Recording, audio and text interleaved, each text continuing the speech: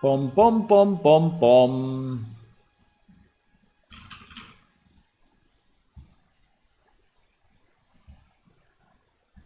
Pom pom pom pom pom.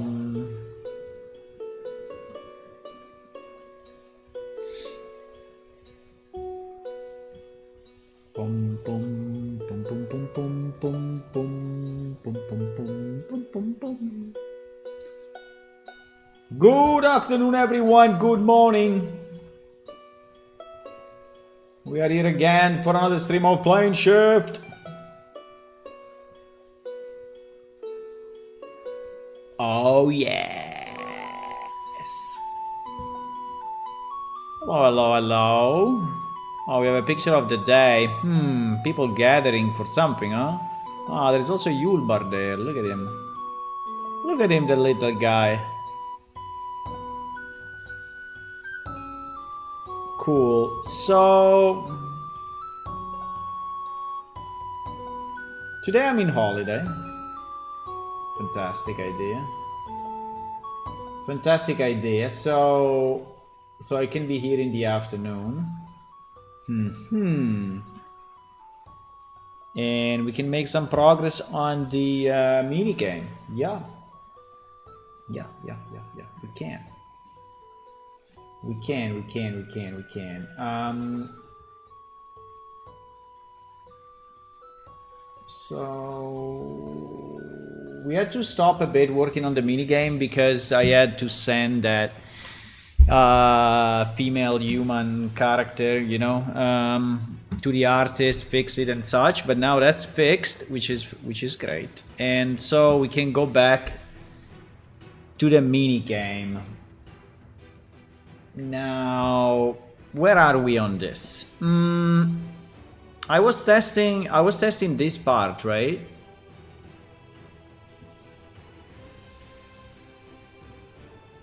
I think so. I don't remember anything. So let's just I just don't remember. But let's just compile it and run it again. And then we go client side and we start fishing. And I think we arrived up to the middle of this function, but we didn't really test it all. Right? So I think we arrived... Ah, yes. We arrived here where the breakpoint is. So we did that. There was this missing break, now that I remember. And yeah, so we have to retest it with this in place and then see if we actually catch a specific fish or not. And then we have to see the randomization of the weight, the scale, the quality, the skill bonus, and then all of this is going to go, yeah, into fish characteristics. So we will see if this works well. If this works well, we can move on with the weight, difficulty, and the other parts.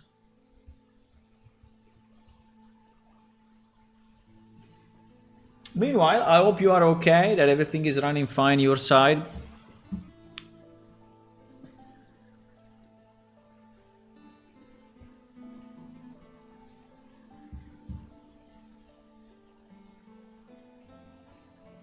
I'm trying to commission more pieces for Plane Shift these days.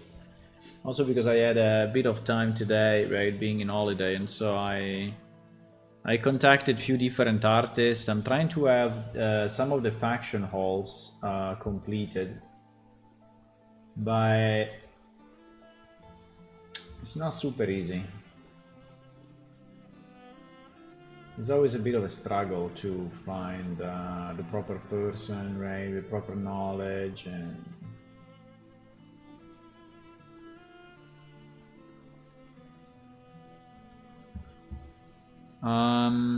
yeah.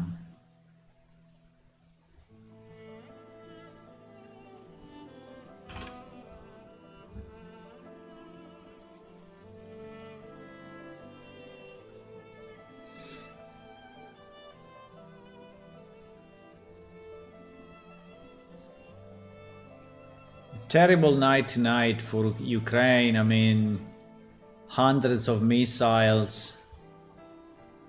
Hundreds of missiles on Ukraine tonight.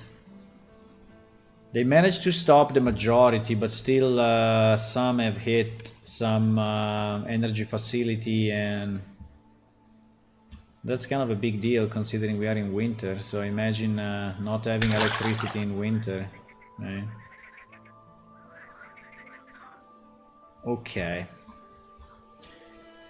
So let me see. Okay, so we arrive here, right? Catch fish is actually... Ooh, we got the rare one.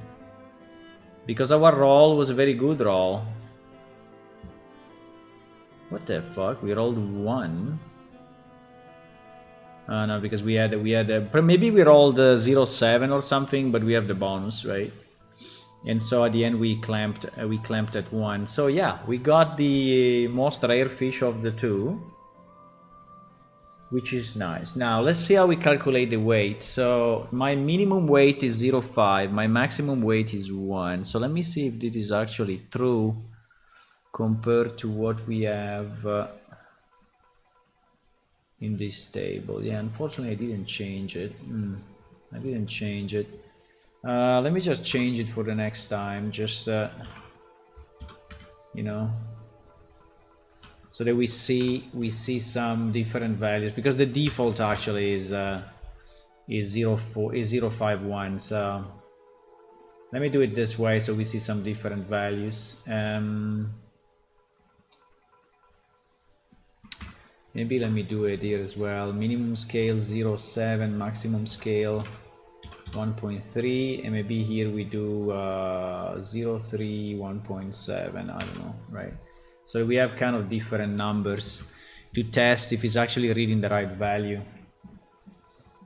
Hello, Hula. Oh, you are here also in the afternoon. Wow. Are you in holiday as well? So, wait.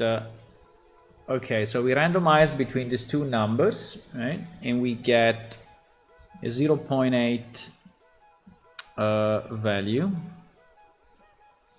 Now we derive the scale from the weight. Let me see if this makes any sense. I think it does. I think it does, because it's like 30%. Well, it's like 66%, right? Yeah, I think it does. Now we randomize the quality. We have to see if the curve works.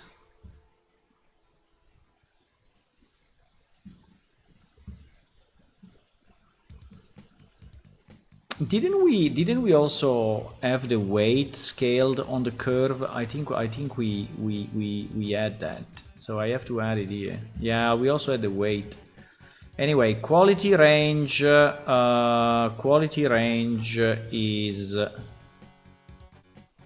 what? 0. Huh?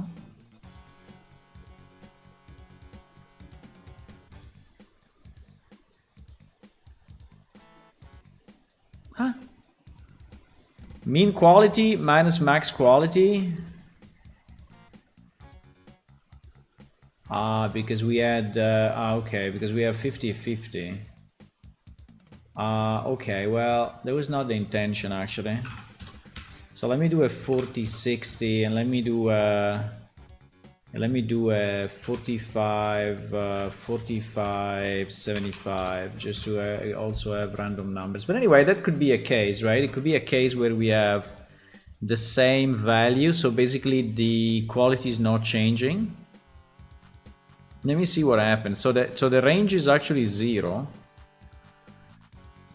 The influence becomes the influence becomes, yeah, because everything is 0, so the total will be anyway 50, right? It will stay at 50. Yeah, exactly.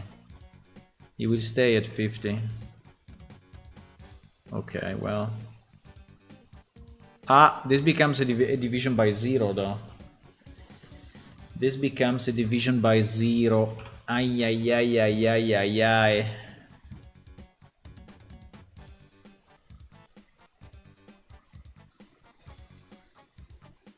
Yeah, so all this is fucked up now. because it becomes a division by 0.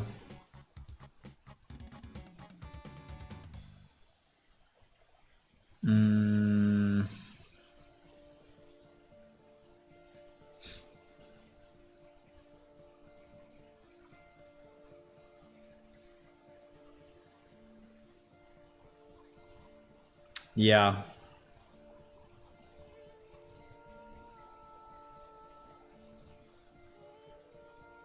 Yeah, I didn't think about this.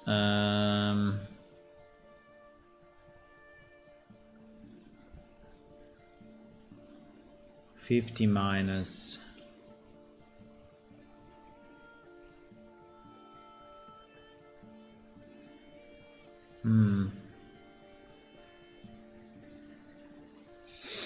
Let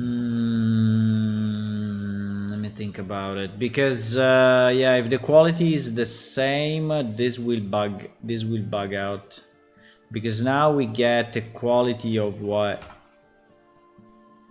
I mean, actually we get a quality of 50, so the result is not wrong, right? The result is not wrong, because we get a quality of 50.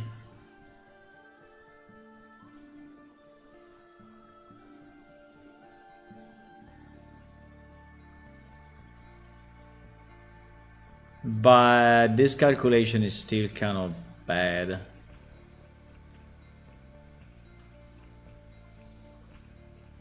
The rest seems all to be good. So what happens if my range is very, very small, right? What happens if my quality range, so let's say that my max quality is 52, right? Or 50, yeah, 52, and my mean quality is 50. So I only have a range of 2. So in that case, what happens? I will do 2 divided by 10, right? So 0.2. So that will be 0.2, yes. And then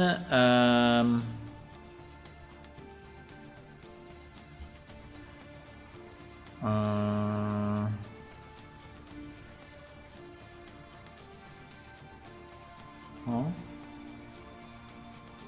I cannot change that. Oh, I see. Quality range will be 0.2, right? So if we have a quality range of 0.2, no, sorry. Quality range of 2, right? Then my influence will be 0.2.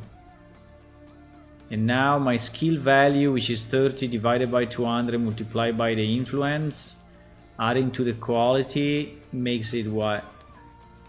Makes it still a 50, because the influence is so small that it's not really changing anything, right? Because that is 30 divided by 200, which is 0.15, which gets multiplied by 0.2, which is 0.03, so basically making no difference. Yeah, which is correct, actually. It's exactly how we want it. And now here is what I'm not sure if it will work, because the quality range now is 2. So I get my quality minus, so there is a 0 divided by 2, right, which is still a 0. So the difficulty factor of my fish becomes, yeah, that is not really correct though.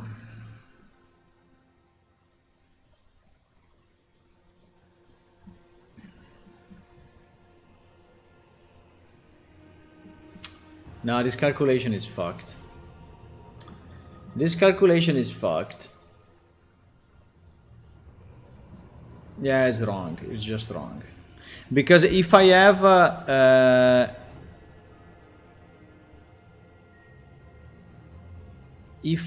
a quality that goes between 50 and 100, right? Where I assume that the median point is my average, right? So 75. At the moment, what I'm doing, I'm considering 50 the difficulty 0 and 100 the difficulty 10, right? But I think it's kind of wrong. I should consider 75 the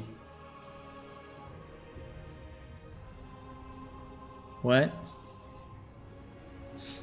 Well, no, actually it is correct because 75.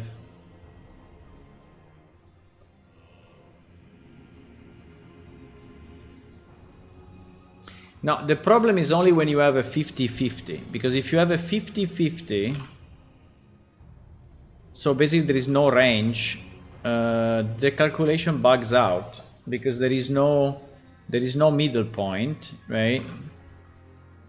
Because the middle point is 50 again. And so this calculation bugs out because he has no range. He has no range. So how do I do that?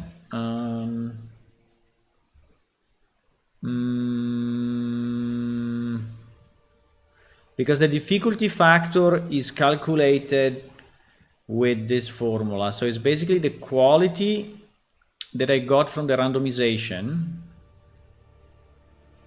minus the minimum quality divided by the range. So if it's 50-50,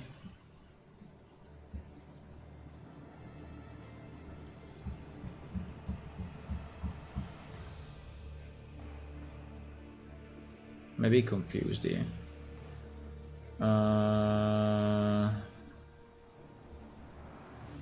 So that is not taking the average, right? So basically I want this calculation to result in an average difficulty, so 0.5 in case I have 50-50. And I want to result, and I want that to result in 0.5 again if I have a 75 on a range of 50-100, right? So yes, here there should be the 0.5 and here there should be the 0, but at the moment it's not doing this reasoning. It's looking at the distance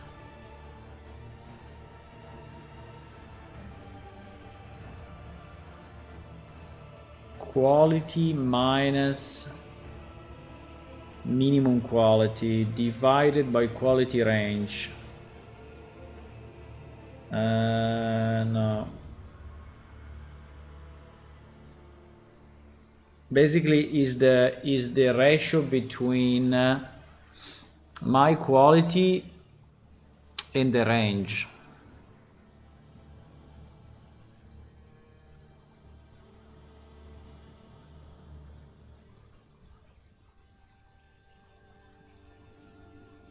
No, this is not correct. No, that is not correct. That is not correct. So I want a formula that if I have 50-100, right, and my quality is, if I have 50-100 and my quality is 75, returns 0.5, right? So definitely I need to remove the minimum quantity from here. So I will have to do what? I will have to do 75 but it is exactly what I'm doing. 75 minus 50 equal 25, right? And then I'm doing this minus this, and then I'm doing this on this, which is exactly 0.5. So why mean max my value, min max my value and it is the result, right? So if I do min max and my value, yeah, that is a division by 0, but even if it's 52, my value is 51, it would be 0.5. Yeah, I think it's correct. It's just broken. It's just broken when you have the same value, so that goes to 0. Because actually it seems to be correct, right? If I do 52 is 1, if I do 50 is 0. So it is correct. But if these two numbers are identical, you go in division by 0 and everything fucks up. Only if they are identical, because if this is 0 point, you know, even like that, right? Well, assuming that, right? This still works, right? This still works, right? So it's just when they are identical that it fucks up. So we should just, so the calculation is correct. So we should just check maybe that if quality is, if minimum quality, if let's say if the quality range is 0, how do we do that? If the quality range is 0, then we don't do this calculation, we just automatically assign 0.5. Probably yes. So if quality range equal to 0, oops, where am I? Yeah. I can say special case of no range, like min 50, max 50. Right, so if quality range is 0, then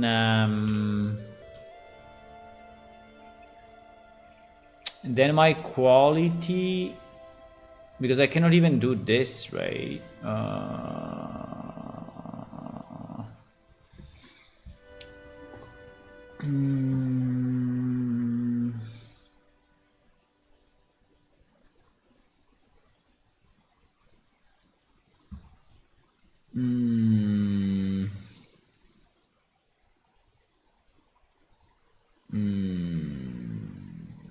Do I want to set the quality or do I want to set the quality factor?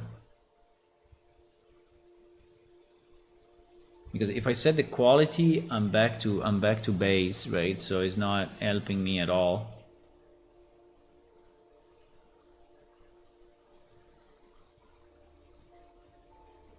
I think I have to set the quality difficulty factor directly. So the quality difficulty factor would be 0.5.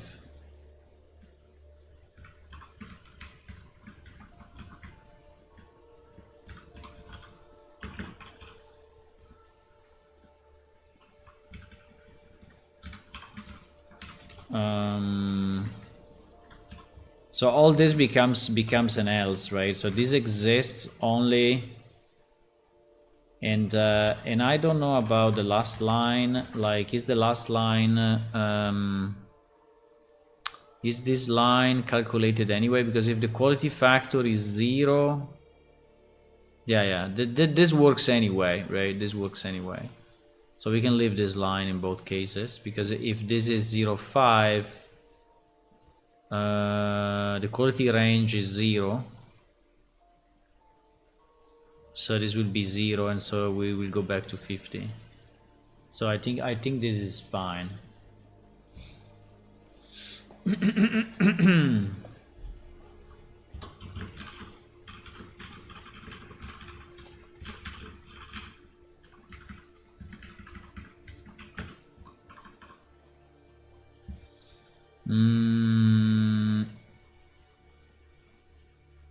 Okay. So after that, we calculate back the difficulty.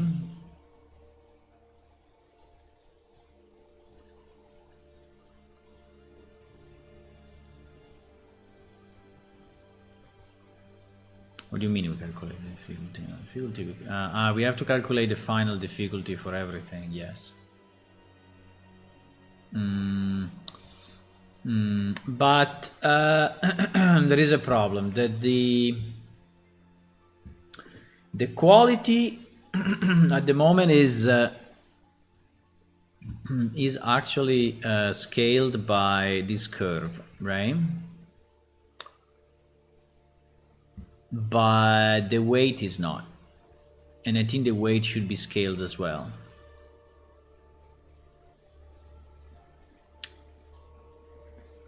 So the only problem I have is that the weight, so it's better if I scale the randomize at that point before the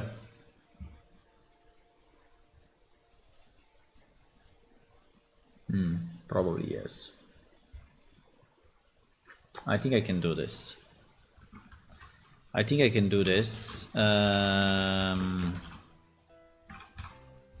So this returns between 0 and 1.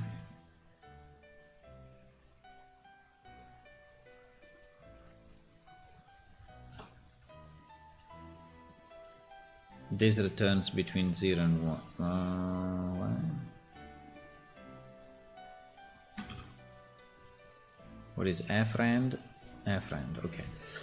This returns between 0 and 1, right? Which is compatible with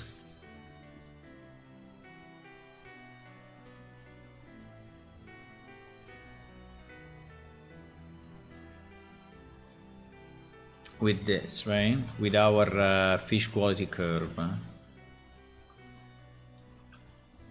Because it's also between 0 and 1. So we roll and then we scale it based on the curve, right?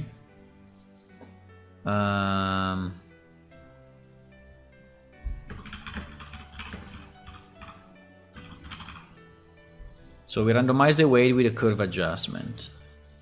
Then after we've done that, we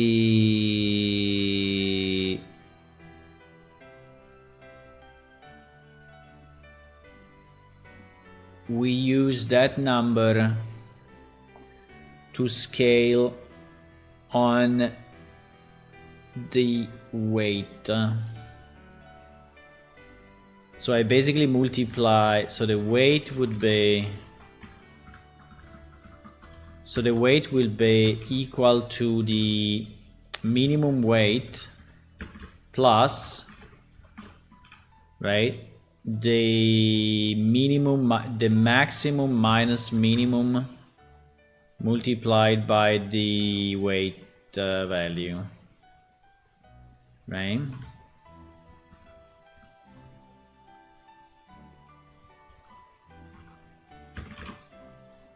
Okay, so this is basically scaling it back between min and max, right? Okay, then we derive the scale, which seems to be fine, and it is also influenced by this because we already multiplied it here. Then the quality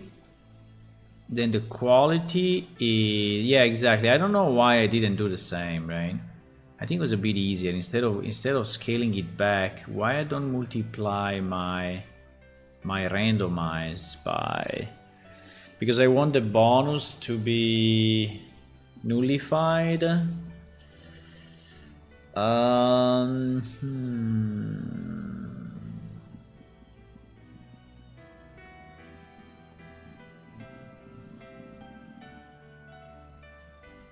That's a very good question. Do we want the bonus? Do we want the bonus of the skill to be on top of our rarity scale? You remember that we have a graph, right, which is like this pretty much, right? Which basically what is say, well, is even more than that. we have a quality graph that is pretty much like this, right?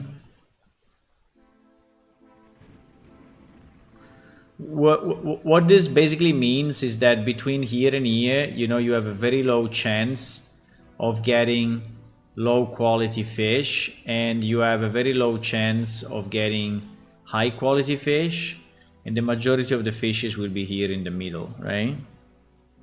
So this is basically what this does. Now the question is, do we want the skill influence to be added on top after this curve effect, or do we want to add it in the role so that it still abides to this rule? Hello, Fanner.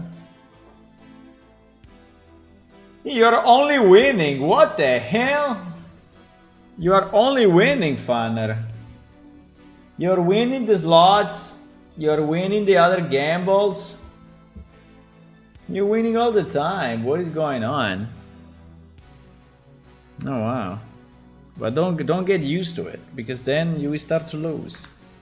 It's just statistics, right?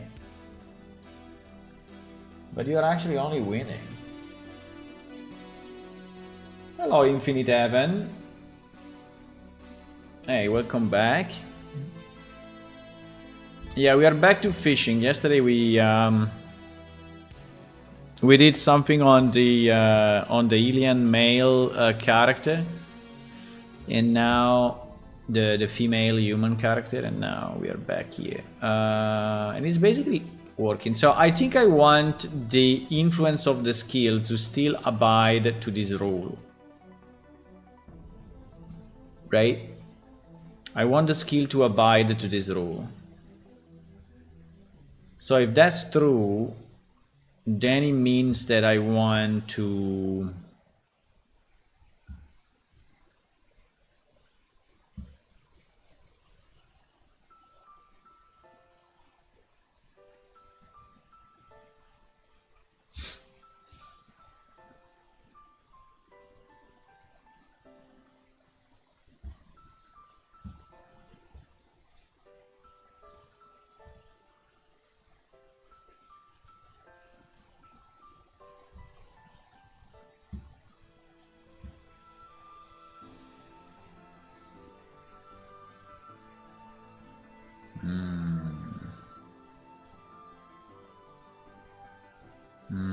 I think I can factor in. I think I can factor in into the role. No, I can factor that into the role, and it's probably easier.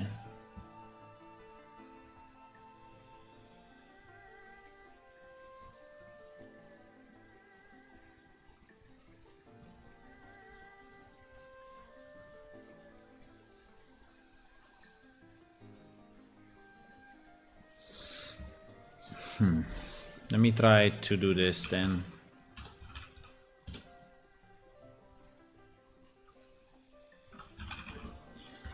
So if we do the same, right? We use the same reasoning. So first we just randomize, and this is our role.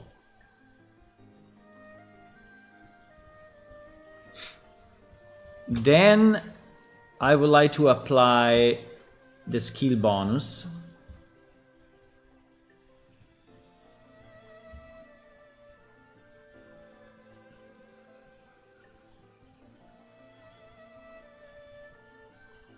And the skill bonus is and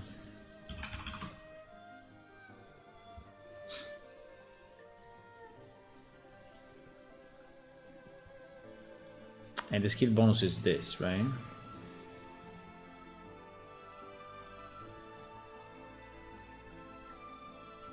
Which goes on the roll.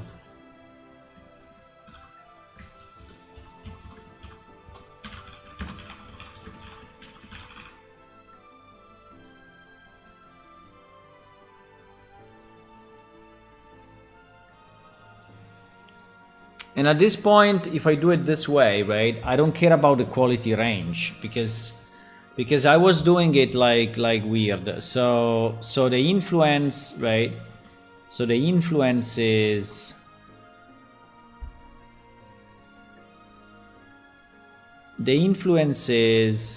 0.1, meaning 10% influence, no?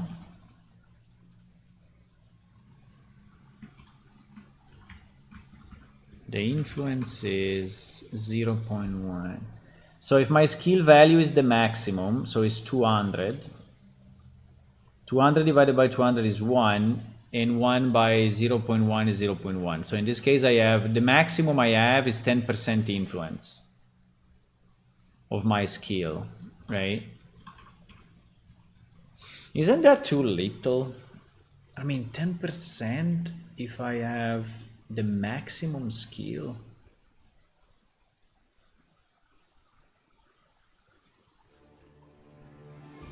I don't know, seems to be a bit low. I mean, it's true that we have the other bonuses, right? So we have the bait bonus, we have, but so 10% seems to be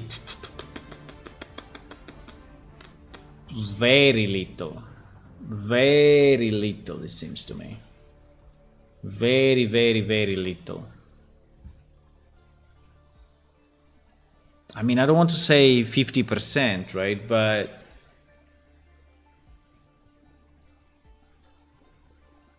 I think 10% is too little. Because we are speaking about quality, right? We are not speaking about weight or anything else. We're speaking about quality. So I think the quality should be significantly modified by your skill.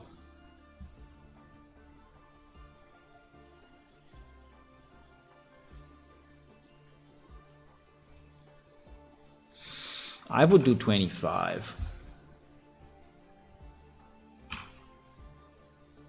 I will do 25.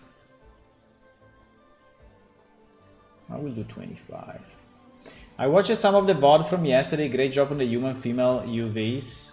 Nice.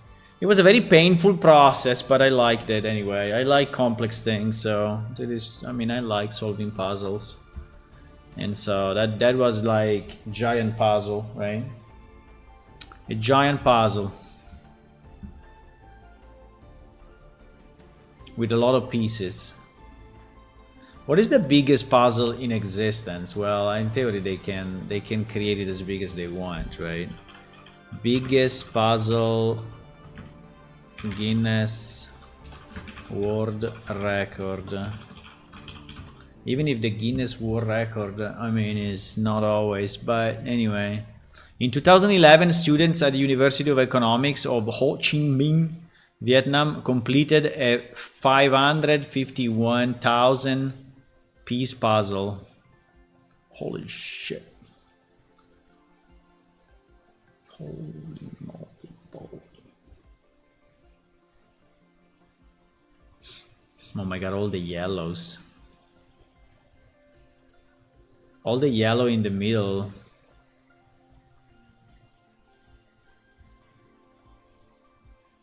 How long did it take?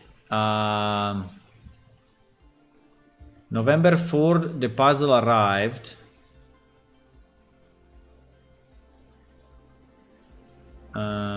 Each of the 60 puzzles, they snapped together. By that evening, I had finished the first puzzle and said we're going to do the whole thing. What do you mean I finished the first one?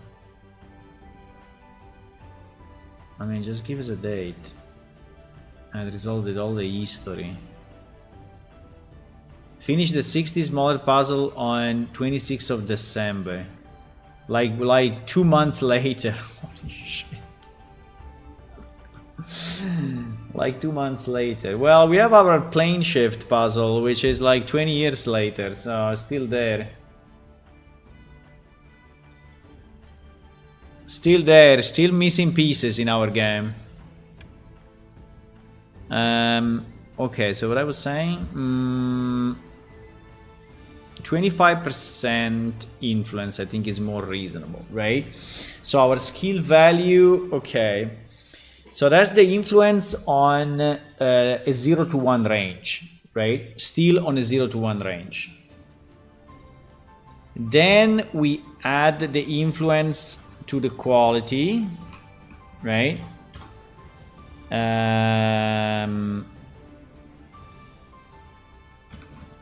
Wait. Well, to the quality roll. Quality roll equals to quality roll plus influence, right? And then we have to clamp it though. What is the clamp? We don't have a clamp. Here is a clamp.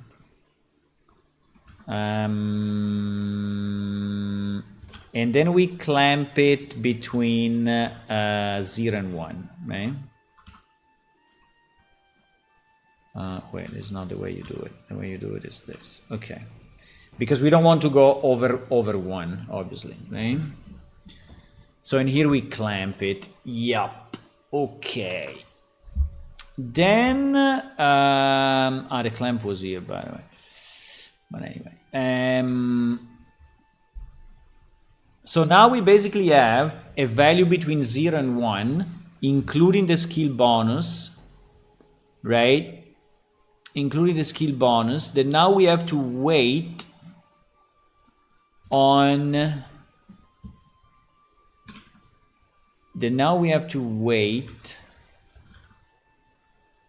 on this curve, right? Yeah.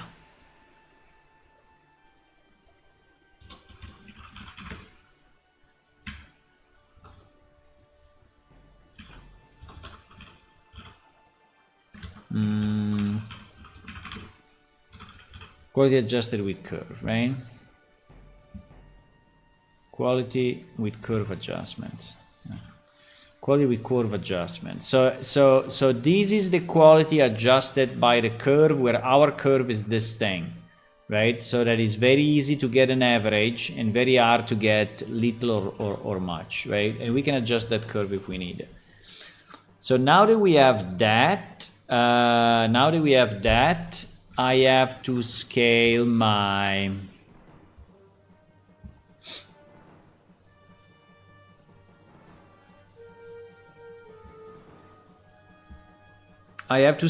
quality on the actual range, right? And to scale the quality on the actual range is very simple. It's identical to this, right?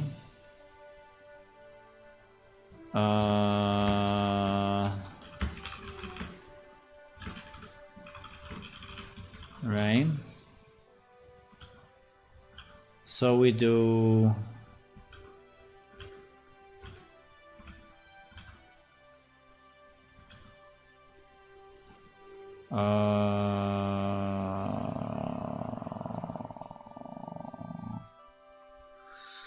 so we start from the mean quality and we add this multiplied by, yes, exactly. This should be okay in theory. So all this is now useless. And the range, in the case we have a range of 0, this is kind of working already, because this, well, no, it will not. Wait. Yeah, it will, because the mean quality will be 50. So all this is now useless. So it's much easier code. Wow. Oh my god. Really? It's like 5 lines instead of 15. Okay. If it's true, I don't know if it's true, but it should be fine. So now we have the weight calculated with the quality curve, the quality also on the quality curve, and the skill. We have the bait, which is giving us the bonus on the type of fish. By the way, the skill is not giving you a bonus at the moment on the type of fish. So if you can catch 2 fishes, one is normal, one is rare, your skill does not help. I don't know if I agree to that. I don't know if I agree. Even if at the same time, there may be cases where you need the last rare fish, right? And if we push it that your skill is always making a difference, that you will never get the lower fish. You will never get the lower fish. Yeah, but at the same time, 0 influence seems to be very, very little.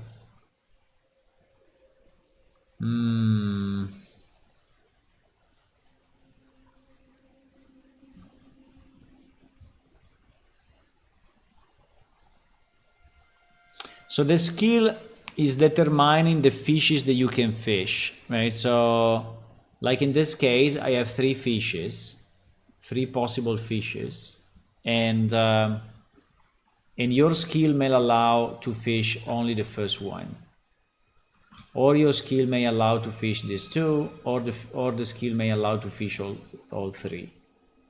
But then this percentage is still valid at the moment, even if you are super skilled, right? Because it's just the percentage of rarity of that fish in the pond. So do we want your skill to actually boost this up a bit? I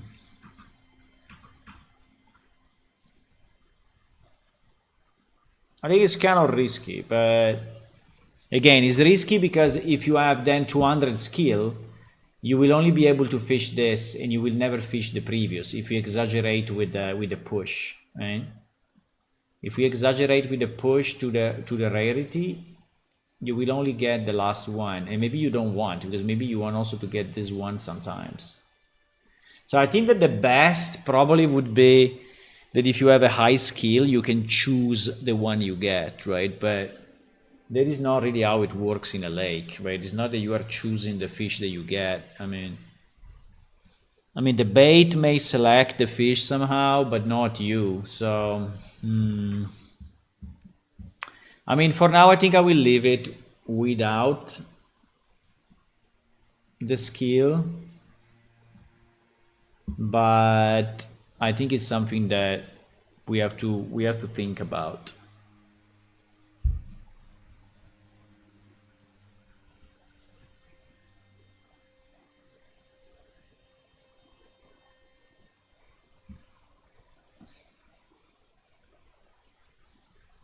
Because we had the bait bonus here. We don't have a skill bonus.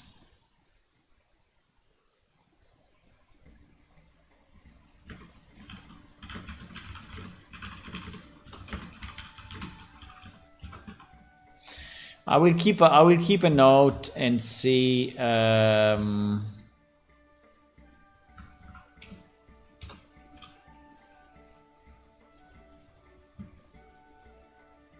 Okay, anyway, we randomize the quality and then we calculate the difficulty. No, we randomize the quality and then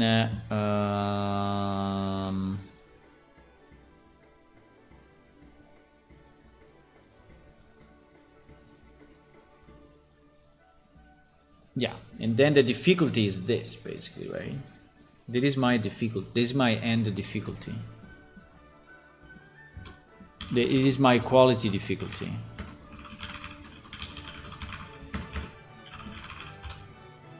This is my quality difficulty, because I need to have a quality difficulty, I need to have a weight difficulty. Randomize the weight with curve adjustment. No. Yeah.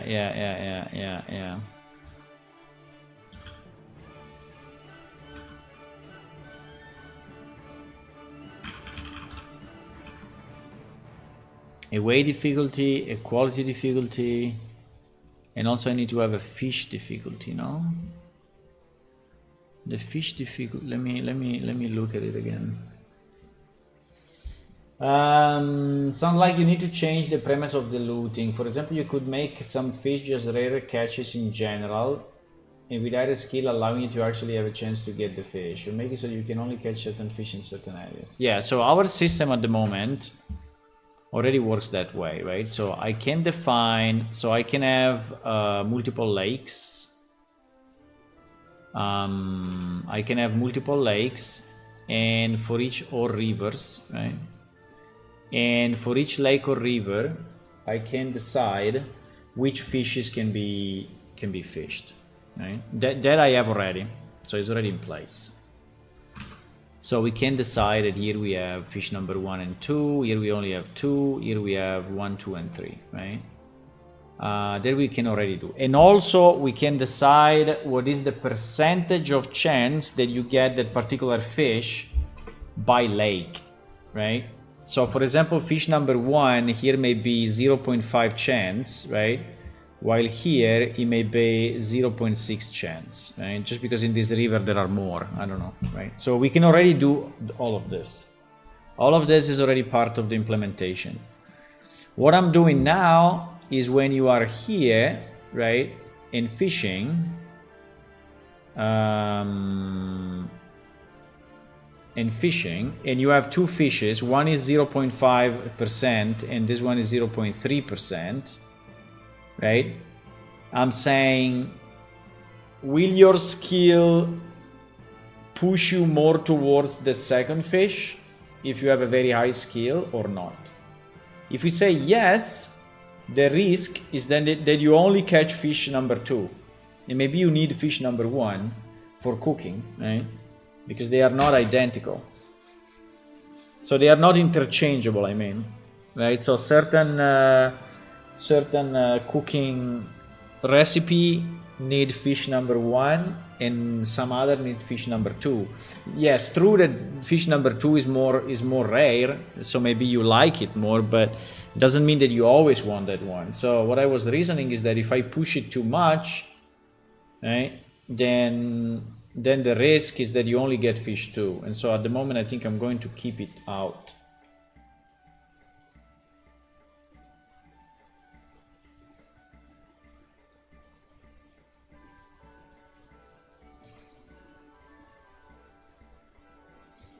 Yeah, that I'm doing with the cutoff, right? If your skill is too low, I'm already cutting off, so you will never be able to get number 2. That is also already done. That is also already done.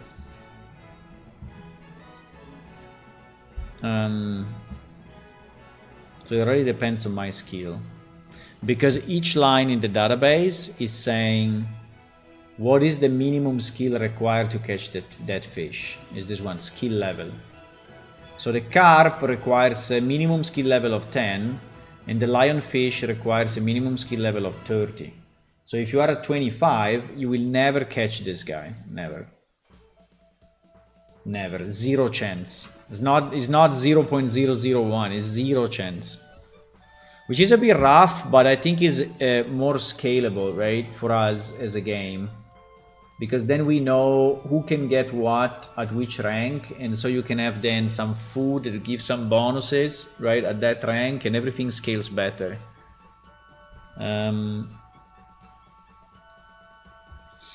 mean, it's a bit more in silos, right? So it's a bit more like you feel a bit boxed in your skill, but I think is the best way for us.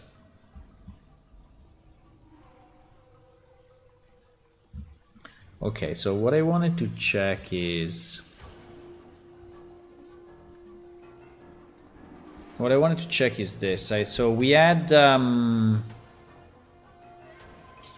a quality difficulty factor, and then we also had a type difficulty factor, and the type difficulty factor was basically the percentage. The percentage The percentage. So...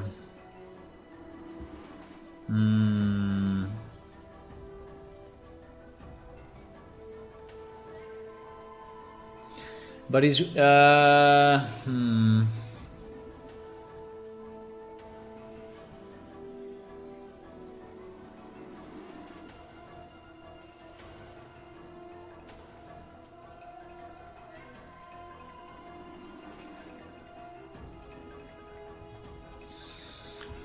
Wait a second, huh?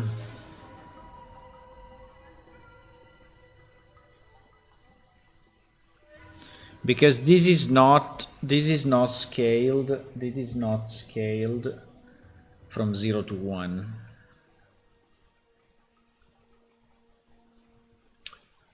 This is not scaled from 0 to 1.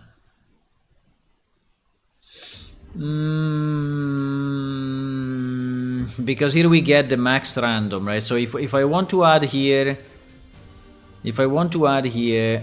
the fish difficulty factor, right? And I want the fish difficulty factor to be... So so if...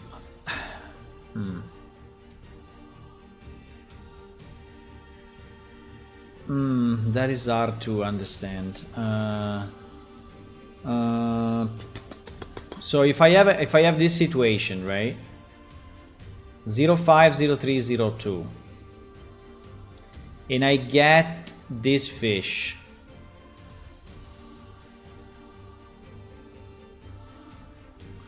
Then my difficulty factor is 0.8 or is 0.5. So is it the minimum that allows me to get into this category, or is it the maximum? I think it is the minimum. So in theory, is the probability without, is the probability before that?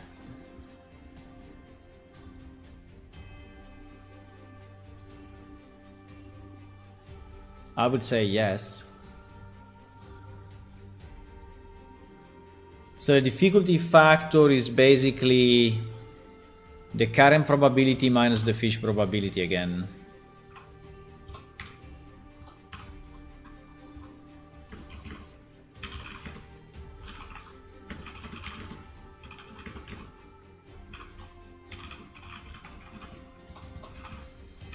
Now the only problem is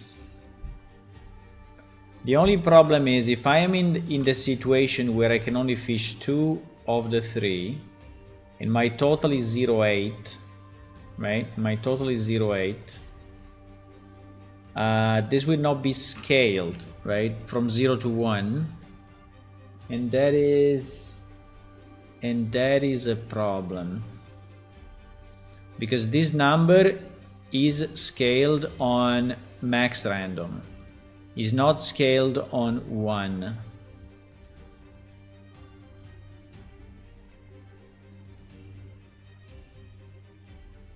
So what do? I multiply it by max random.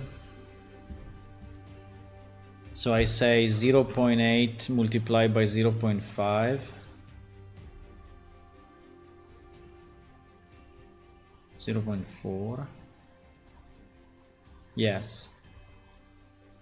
Yes, exactly. Yes, exactly.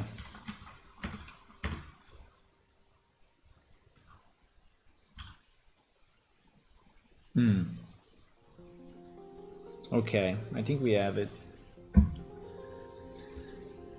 So we have the fish difficulty factor, we have the weight difficulty factor, and we have the quality difficulty factor, right?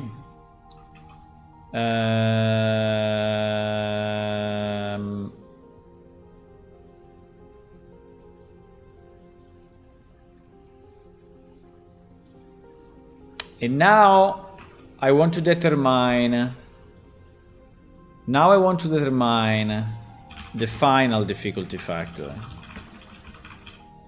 And the final difficulty factor is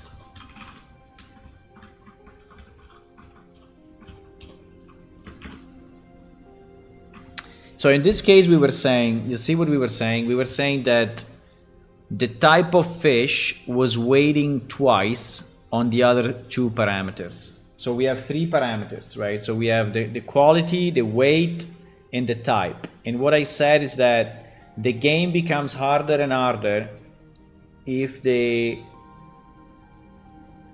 three go up, but it's not exactly the average of the three, because the type of fish is weighting 2.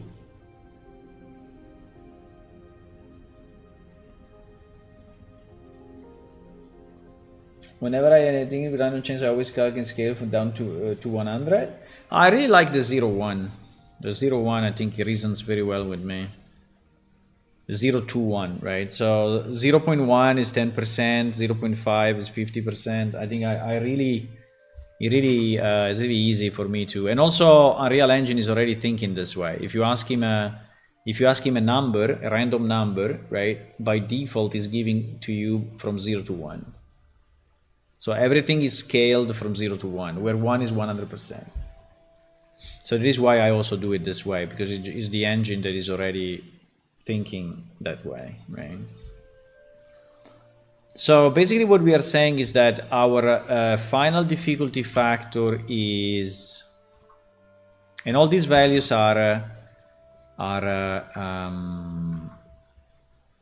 from 0 to 1, right? So we say that this is basically the weight difficulty factor divided by 4, right? So this will be my final difficulty factor. So I give double the weight to my fish.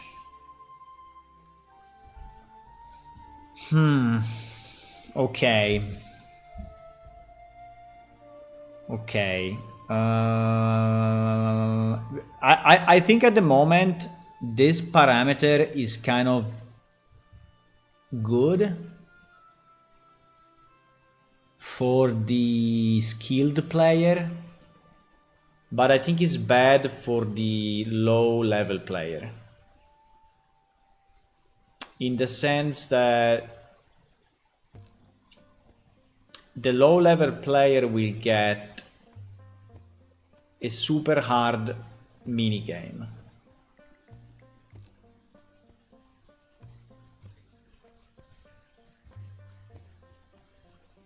And this is why I think that this fish difficulty factor probably should even be scaled more.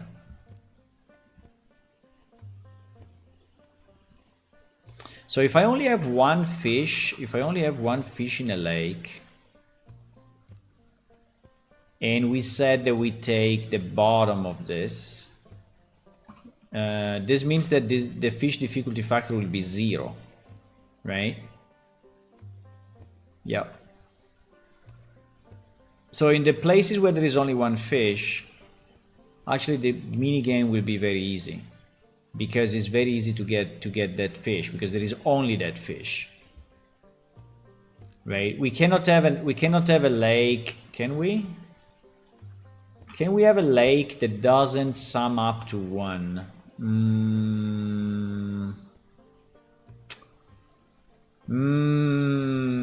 That is a bit of a problem.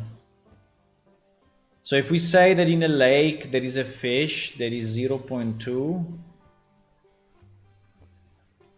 and that's it, I don't know what happens then to all my calculations, right? Because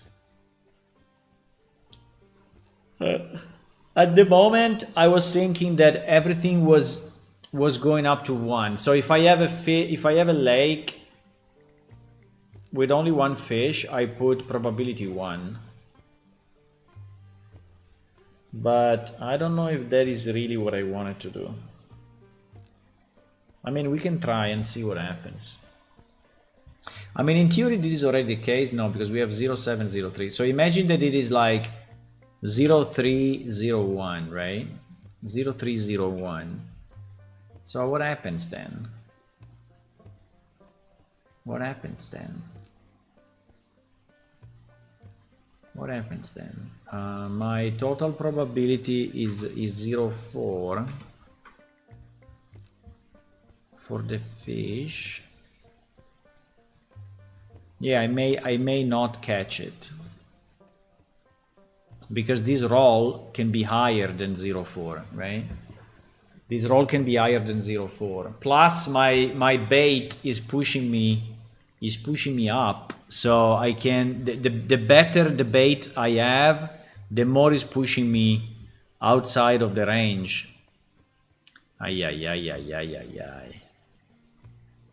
No, I would say that our assumption is that this always sum up to 1.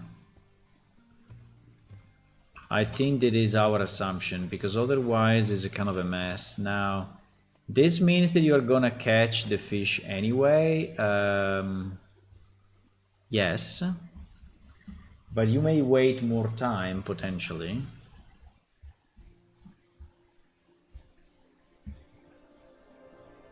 Should I have another parameter here that is because this is actually the probability between these two fishes, okay? So this is not the probability that you find it. This is the probability between these two fishes. And so this is why it needs to be up to 1. This must be up to 1.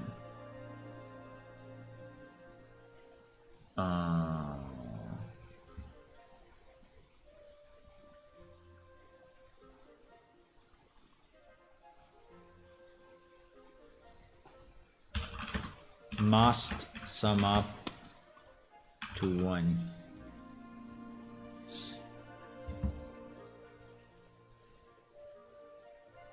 But then there can be another probability, right? Which is the overall probability that you get a fish in this lake, right? And that one actually we have, because actually we have that, because we have it on the lake definition. So this 77, right, actually has a probability that at the moment I'm not using for the multi-fish, because we said no, this will become 0, right? But in reality, that is the probability. That is the probability you catch a fish.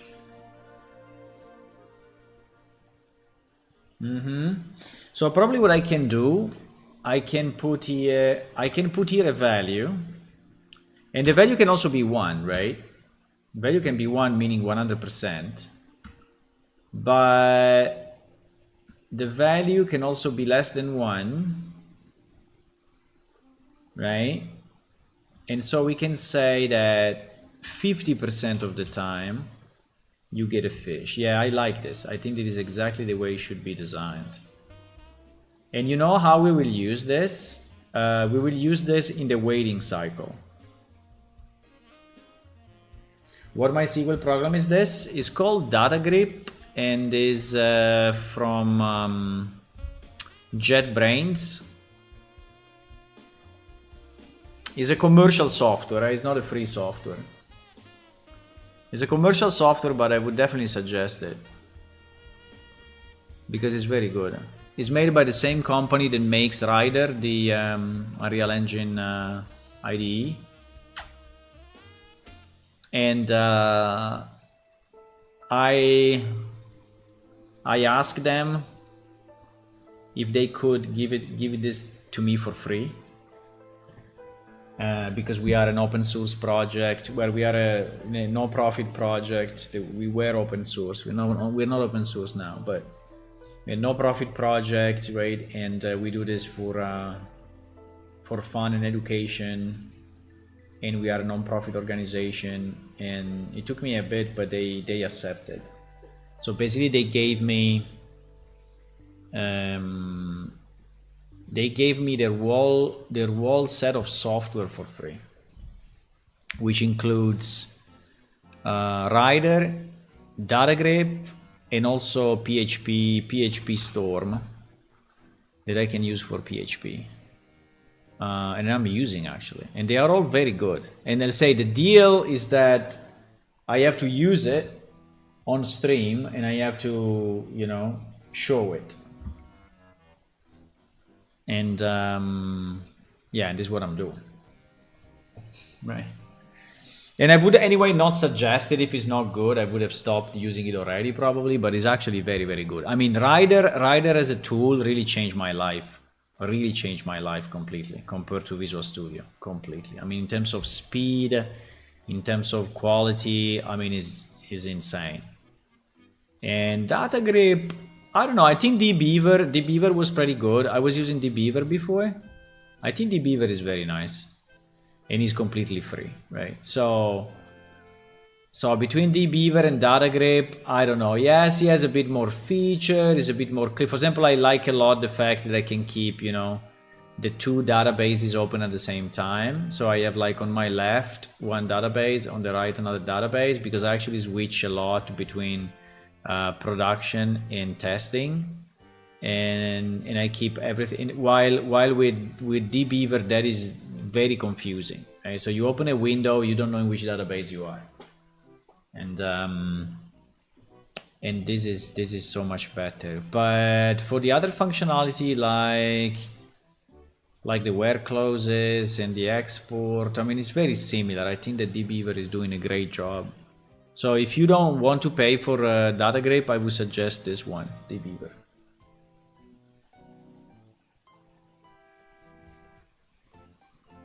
All PHP is done in Visual Studio for now. Okay. Yeah, I was doing PHP in text files, right? I was doing it here.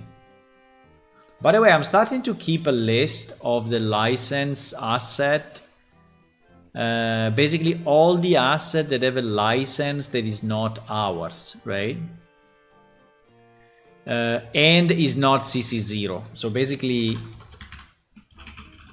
it is a list of all the assets, right, inside PlaneShift project, which are not under PlaneShift license or under CC0. Because if they are CC0, I don't care, right? Like there are some that are CC with attribution, right? Or this one that we actually bought the model, right? We bought the asset. So I think I want to list them. I want to start to list them, because if one day I want to publish this as an open source project, I will have to separate all those assets. Not the Notepad++. Yeah, I was using Notepad++ for PHP for a very, very, very, very, very long time. Years. But then actually, yeah, but I mean, in IDE is better. But I was also doing very simple stuff in PHP, right? So our websites in PHP are very simple. So I really didn't need any cross-check, I mean, any cross-search or any complex stuff, right? So it was... okay, so I think that I would like to use that probability. I would like to use the probability as how do we do that? I'm thinking to use that probability actually in the waiting time.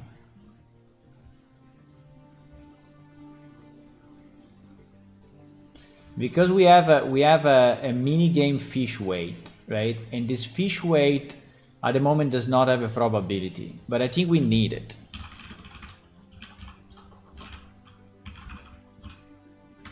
Right? And the default should be 1 potentially. This is taken from natural resources probability. Yeah. And is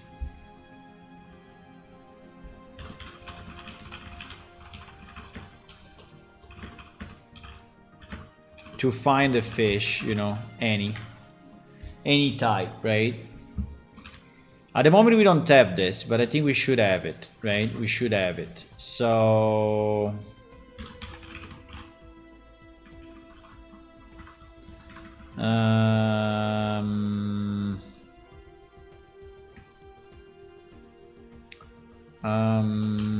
Yeah.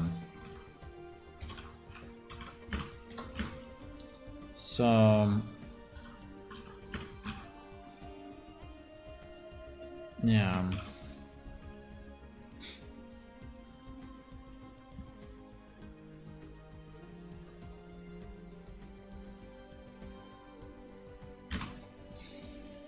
So how do we know? How do we know that? In theory, is on the natural resource, but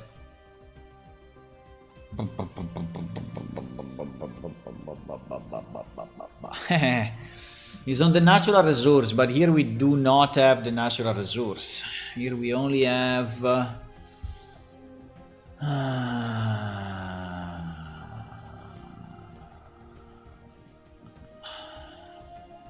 Oh wow, it is kind of a problem.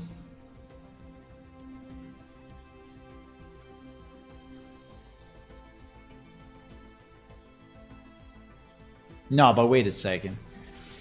We must have it. Yeah, we must have that, because otherwise, then how do we trigger, right? Because when we trigger, we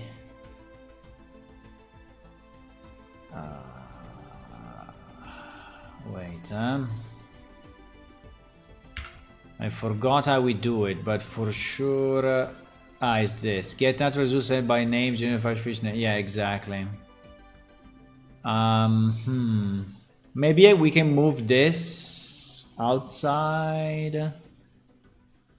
Because I don't want to search it twice, but in reality I have to search it twice.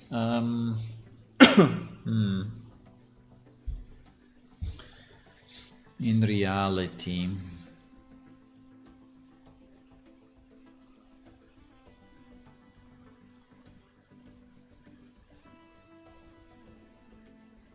I mean, I can do it here. It's not the best though, because this I will search it every time I put the bobber on the water.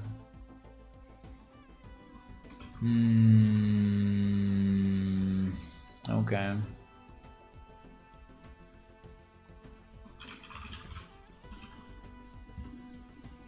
Okay. Yeah, this is our probability. This is our probability. So if we do it this way,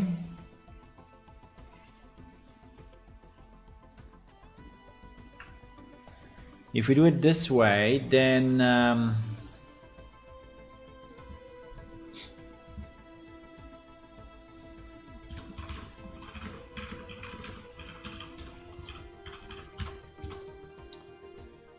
do we get a fish?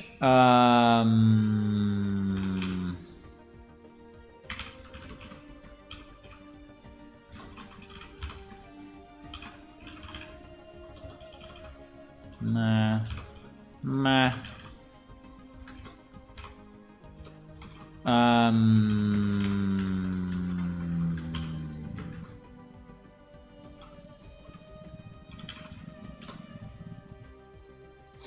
So if we got the fish, we do this, right? If we don't get a fish,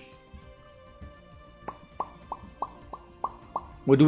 We schedule another mini game timer. I think so.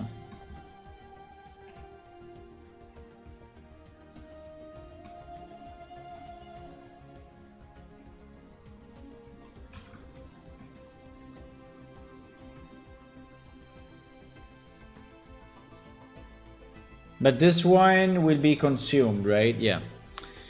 This one after the trigger will be consumed, so I think we are fine.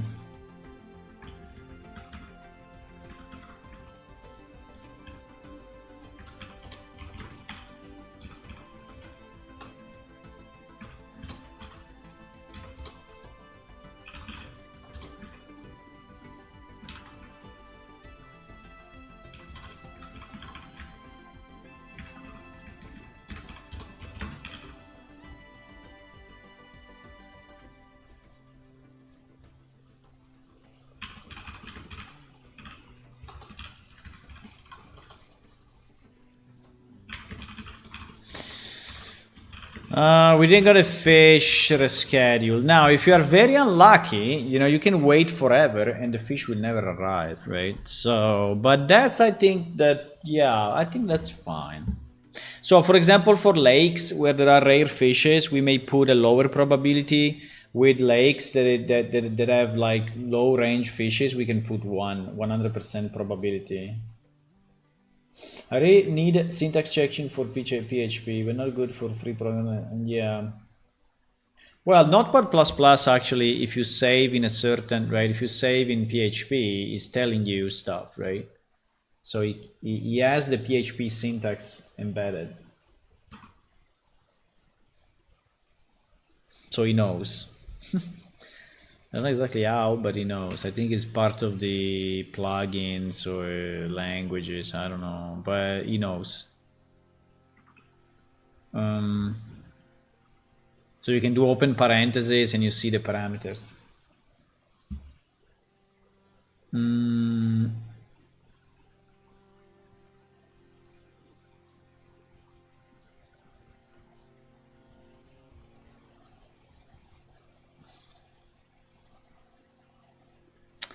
So the this duration, we cannot have this.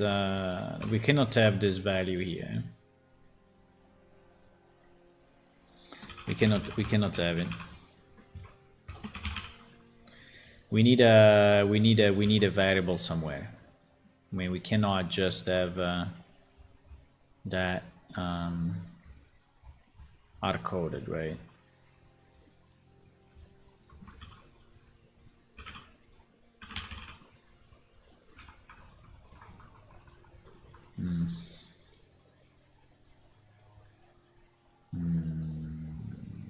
We put it in. Maybe.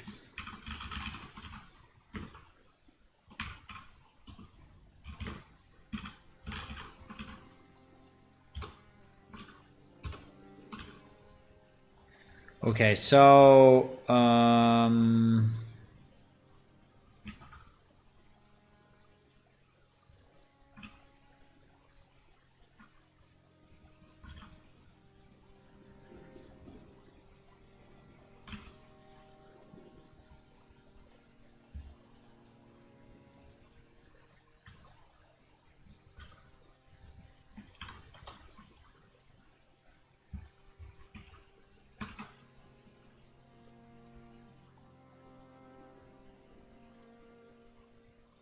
yeah, so we calculated the next fishing bite event timing, right? So exactly. So what is the deal? What's the deal with that? What's the deal with that? I think we need I think we need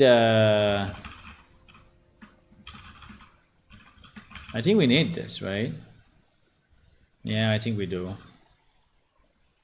I think we need to decide whatever function. I don't know, it's just a random or whatever it is, but we need to have it somewhere, right? We need to have a function that is calculating the waiting time. No? I think we do.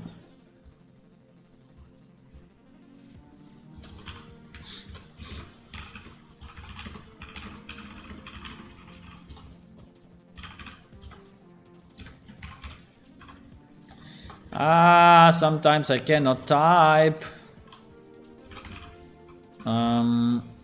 Yeah. So at the moment, right, it can be just a return fishing wait time, but in reality should not be this, right? So we don't want that to be always the same. What was the range that we decided? I think the range that we decided was between 5 and 20 seconds or 5 and 30 seconds. I think we had a kind of a randomization.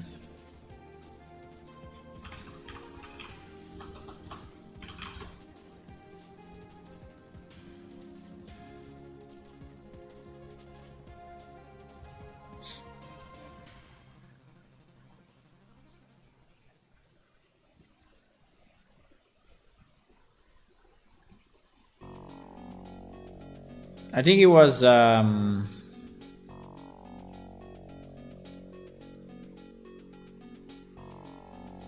cannot find it now, but I think it was because I changed this thing.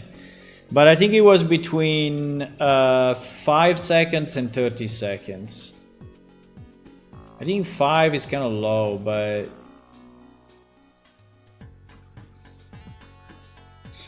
you can do 7.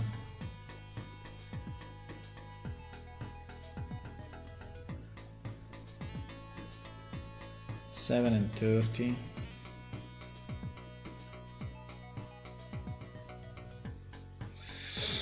So in reality, this fishing wait time should be minimum and maximum. We should have 2 values. Or we just put it here without a variable and GG. Yeah, probably. I don't know.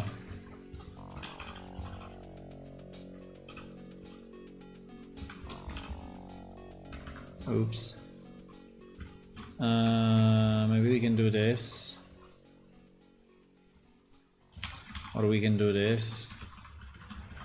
I mean, it's always better if we avoid having, you know, values inside the functions, I think, because then you never find them, or you type it again without knowing, and you have then 2 different values in 2 places, and everything becomes GG. So should never do that. Okay, so let's say that we do this. Between 7 seconds and 30 seconds. Now, the only problem is that when we are testing, I don't want to wait this time, right? When we are testing, I don't want to wait this time. So I will just return 5 seconds now, right? Just for...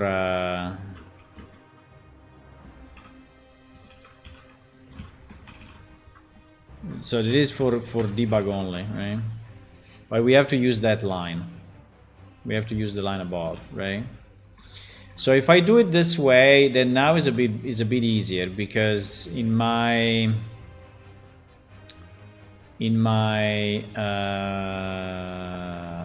trigger,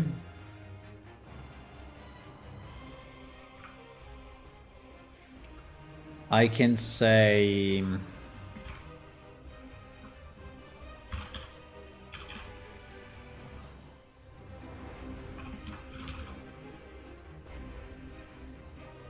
what?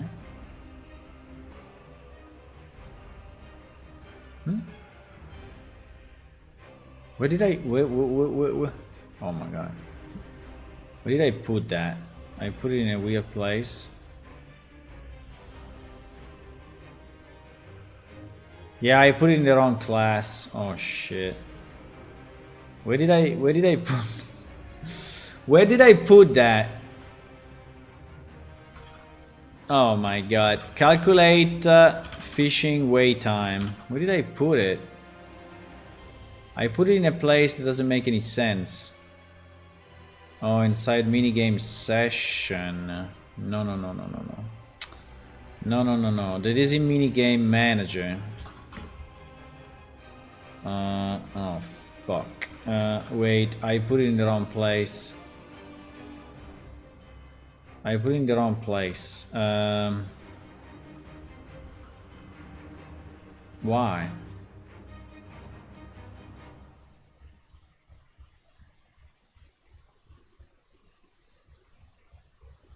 Minigame session. Yeah, because we have these freaking classes in the same file. Which is a super bad idea.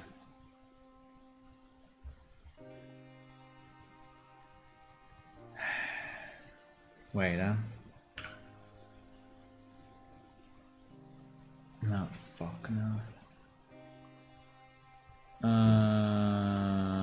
Minigame manager, exactly. I put it in the wrong place.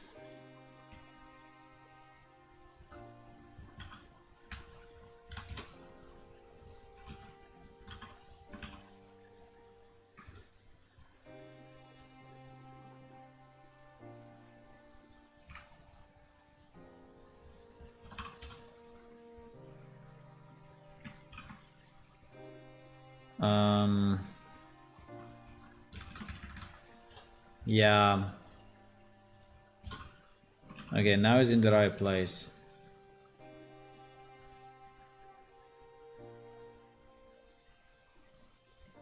Fuck. But I put it in a protected thingy. Okay, is it good now? Please.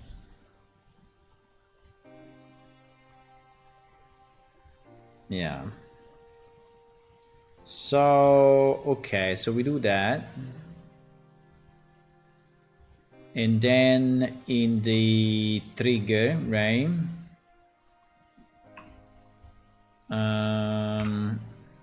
We do the same.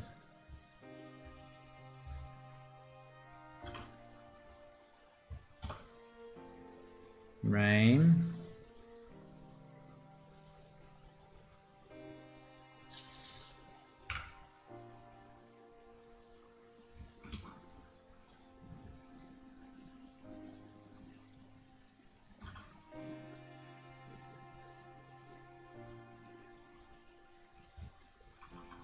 With the same probability.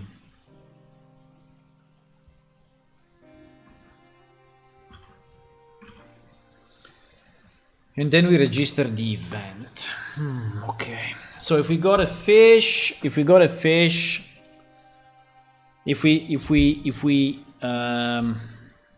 the opposite.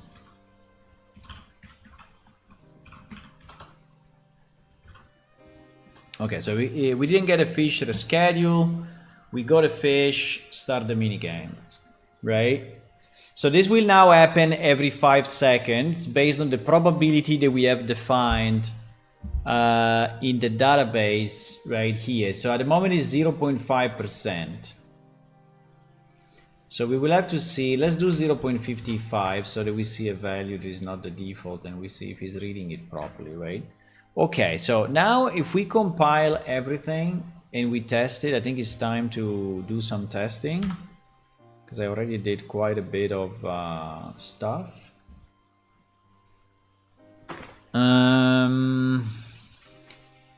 I think it is good progress because at least the formulas now make more sense. My only problem is what will happen in terms of difficulty to the low level player with 0 skill, right? There we have to understand.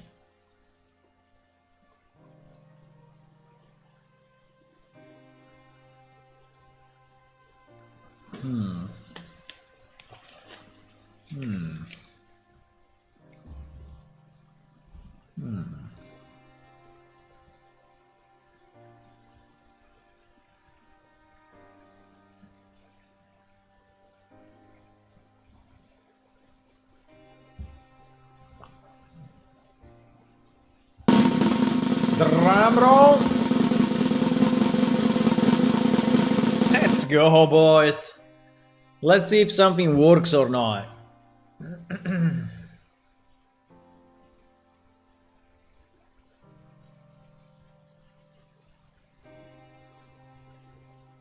So what we want to see that this part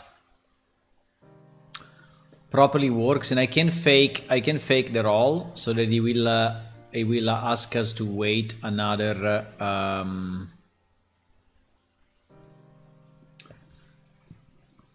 another 5 seconds, which is not much, but anyway.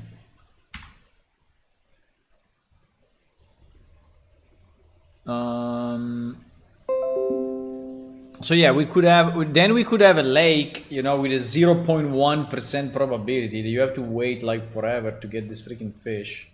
I don't know if we will do it, but we have the chance. We could, with this code, we can do it, right? We can. At the moment, I have parameters pretty much for everything,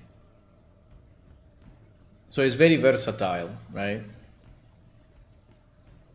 Yeah, I think it's very versatile. I think it's good. We can.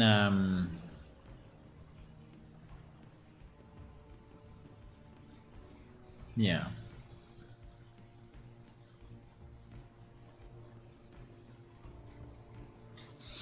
Okay, let's see. It just gives a second to the server to start up because it's in debug mode, so takes a bit. I don't know when I should upgrade my PC, but at the moment I'm still feeling that my PC is fast enough. I think the last time we upgraded it was when, in 2 years ago.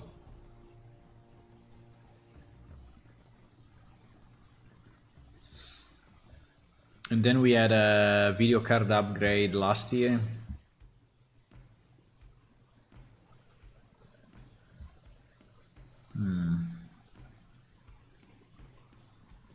It's still loading stuff. It's still loading. The problem of testing stuff in our game is this waiting time, right? So that to actually do a freaking test, you have to wait like 1 minute. 1 full minute. Okay. I mean, it's not always the same because if I start in non-debug, but okay, so here we are in our lake. It is obviously night, but we can make it day. And now we are right-clicking here, right? At the moment, nothing happens until I cast my line. Whee! I cast it. Now we wait 5 seconds and the trigger triggers. Now my roll is above. Fantastic. So let it go. So nothing will happen. And in another 5 seconds we do another roll. Perfect. Now it's below. Very good. So is below. Should I just let it run? Let's just let it run and see what happens. Okay, I lost because I was in debug mode. I didn't have the time to actually finish the minigame. But the minigame started, actually. The minigame started and I... So let's remove this breakpoint. And maybe also the other breakpoint. And let's just try to use it. Now the bobber... Yeah, the bobber returns in a bit of a weird position when... Whee! What the fuck? I removed that. What? What is doing? It's in debug, but it's not in debug? What? Hello? I think he fucked up. Bro, there is no breakpoint here. Why you are stopping? There is no breakpoint. There is no breakpoint. Why are you stopping there? What the fuck? I think the server went crazy. Fishing event. Let me see if the fishing event is fucked.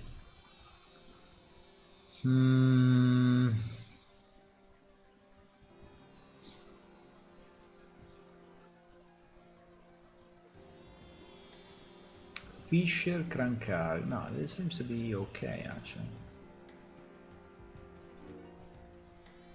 I don't understand what I'm looking at here.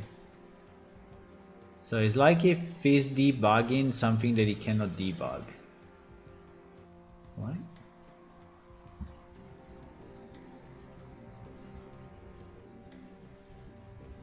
I don't get what it's doing. This is not accessible. I don't know. I will just launch it again. I don't know what happened. I think when I removed the breakpoints, you went crazy.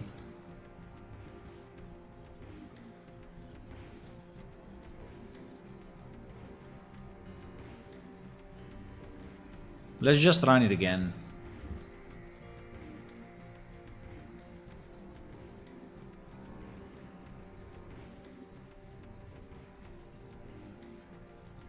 Hello, what is doing?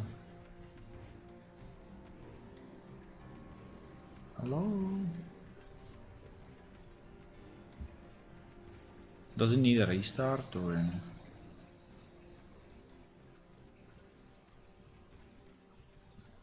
Okay, we start now. But yeah, so the waiting time based on the probability actually works well, right? So it's good.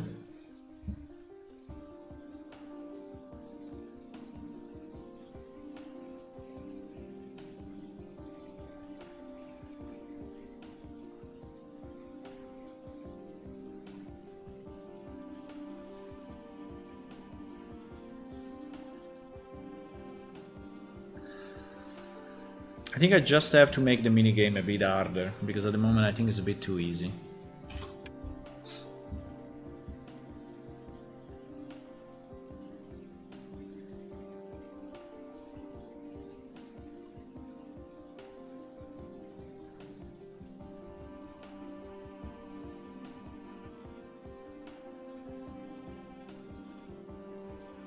Server is loading.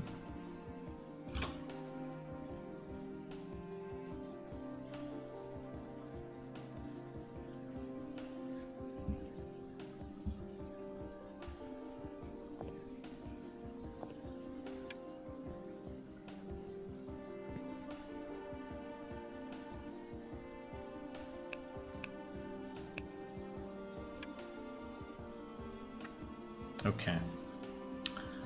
So let me do that again. Whee! Okay, we are waiting. I think I removed all the breakpoints, right? No, this one is still there. Let me remove this breakpoint as well, so it's not messing up with us. The camera kind of fucked up.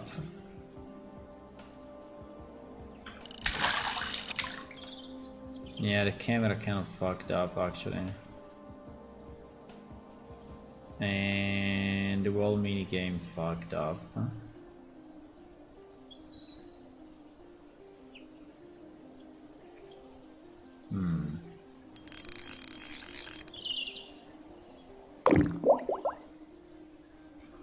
I can still move my character. Yeah, the camera is not correct because it's allowing me basically to move the camera. And also I can move myself like this. And also I can move myself like this. So there is something, yeah, I have to disable the movement and such. So I should not touch the keys, but okay, so that part actually worked. What is not working now is the actual minigame and is the camera.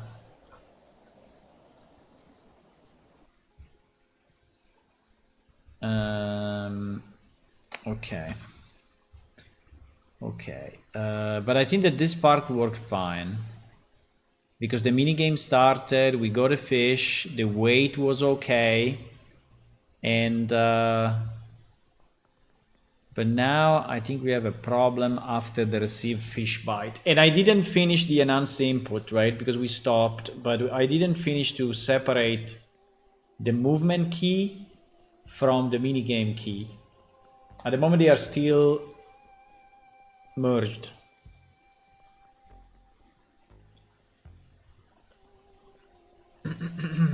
So I have to fix that. And the character absolutely should not move.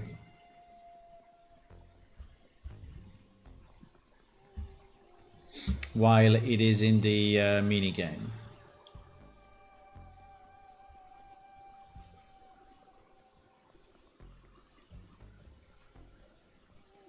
So movement should be disabled. I mean, I can just disable movement, but I think it's better if I disable the input.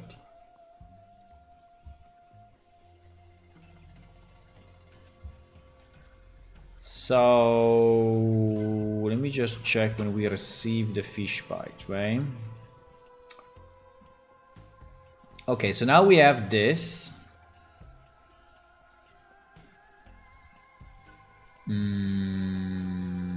No, wait a second. Yes.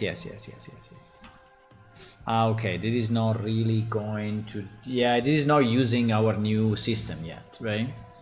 It's not using it. It's not using the new system. So we need to, yeah, so we have the final difficulty factor. And so we need to add all these parameters here. If only there was an easy way to copy those, but there's not, unfortunately. I mean, I can copy them like this, but it's not exactly. Yeah, I can copy them from there. So the first one is a float, which is the difficulty factor. The second is the mesh path, which is actually a string. The third is the quality, which is a float as well. Then we have the weight, and then we have the scale. Okay. So now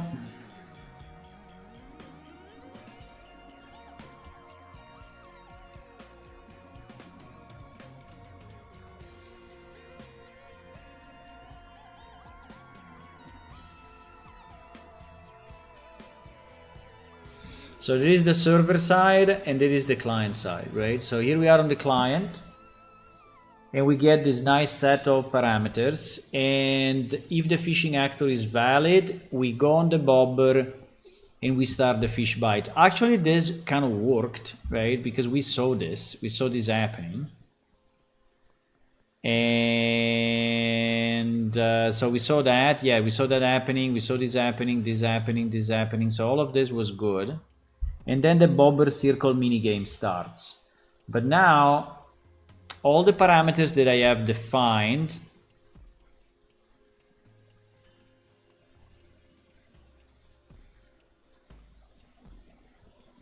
like the difficulty, right?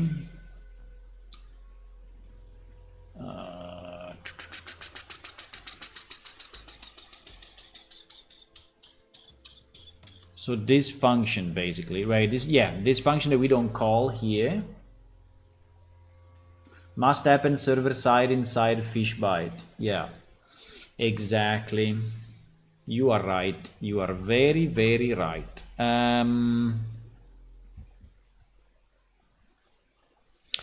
So in theory here in fish bite, we should call this. But all of this is already done, right? So we can basically delete it because we have it in C++. All this is in C++. The difference is that now those parameters are used to set this. Plus the type of fish. Because also the type of fish is sent server side. So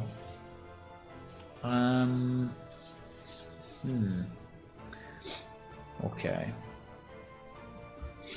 So do I really want to delete all of this? I think yes. I think we did it. There is one part that I'm missing that I didn't port to the C++ yet, which is this, right? So basically I was lowering the difficulty factor.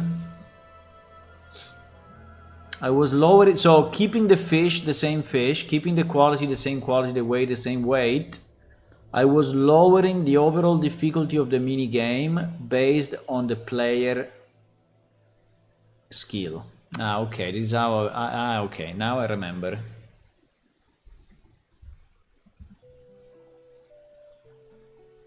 Now I remember.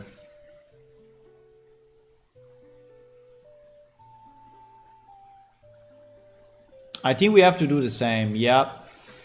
I think we have to do this.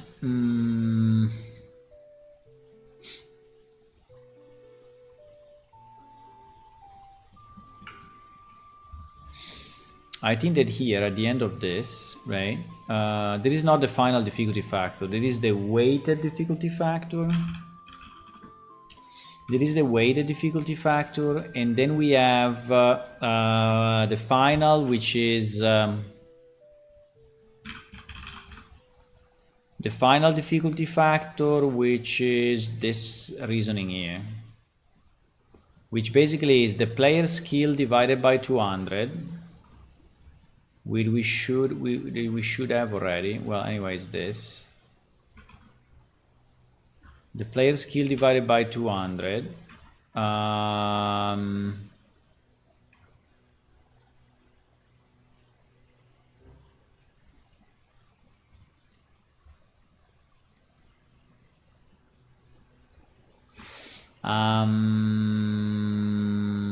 Minus what?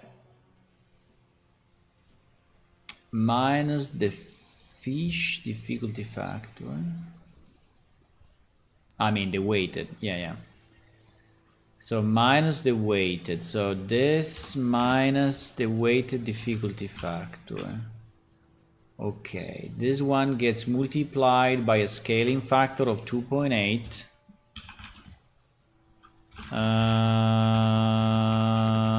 Which I don't know why, 2.8 looked okay.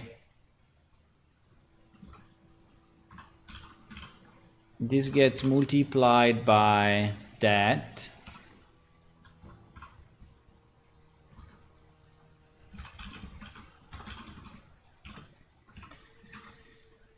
Get multiplied by that, and of that one we get the exponential. We get the exponential. Return the exponential e to the power a e power of whatever. So so we need the exponential of that number, right? We need the exponential of that number. How do we do the exponential here? Exp, easy. So we do the exponential of this, and then we do 1 plus,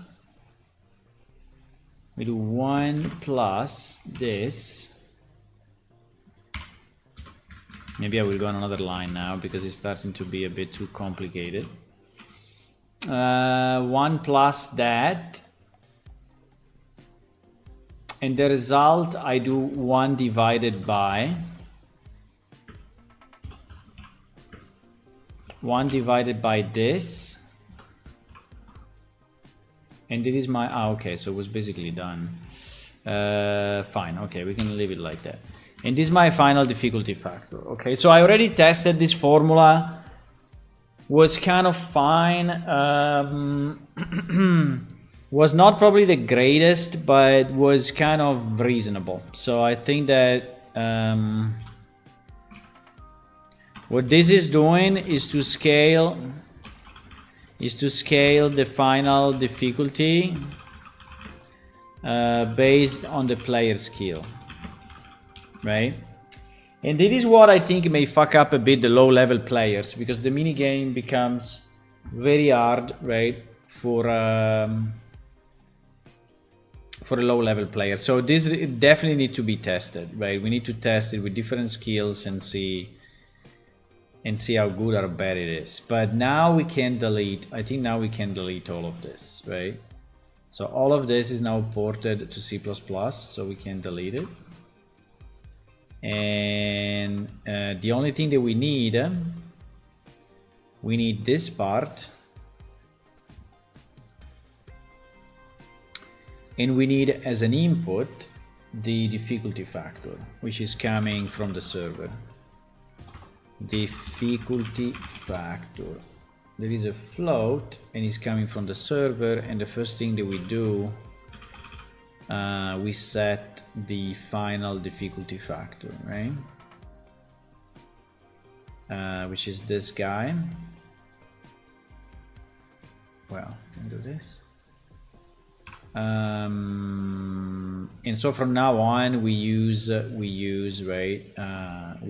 here, and it is basically setting up the number of circle shrinks, you know, it's setting up a bunch of stuff. Now, all of this, we will not have it anymore, unfortunately. Right, so all this, I guess, will be 0, but fine. Unfortunately, yeah, they will all be 0, yeah. They will.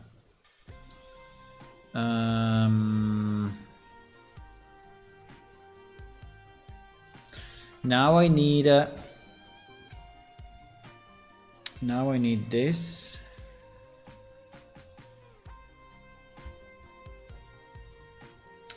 So my fish bite needs to take all those parameters, right? But pretty much the one that we need the most are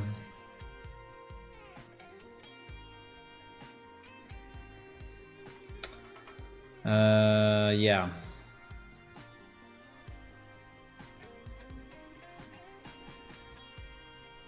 So this fish bite will have all these parameters here, right? Cannot drag and drop them there, that would be too easy.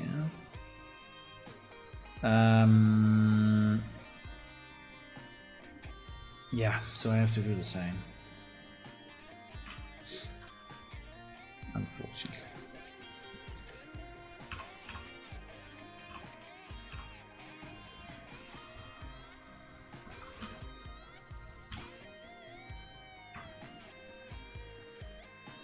Difficulty factor, wait. Mesh path. I don't really know if I need all of this here, but it is the client side. Yeah, it is the first place where we hit the client, so I think yes, because the quality and, well, in theory the quality and the weight, right? I mean, we may have them just to print out a string, but in reality we don't really need them. The scale we need because we need to scale the model.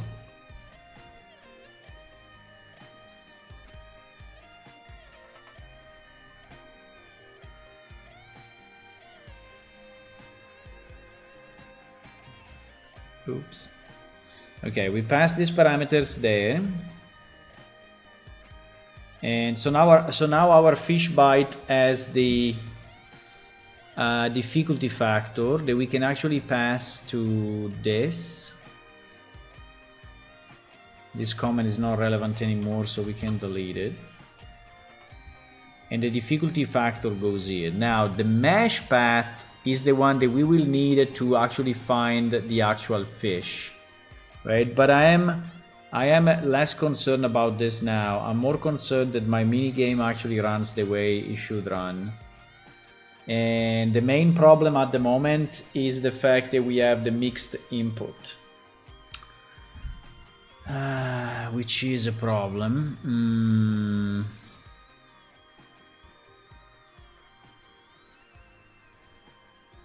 Yeah, that I needed to... And that I need to...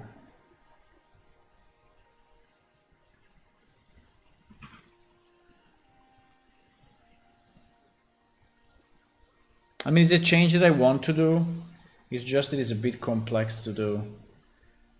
Because I need the remapping of the keys.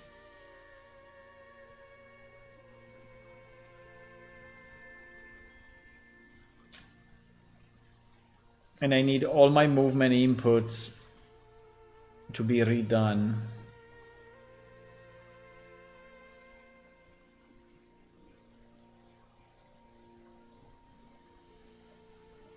I'm thinking, but because there are also implications in ALS, in the locomotion system, and in the way we set up the player input and everything, right? So it is actually a bit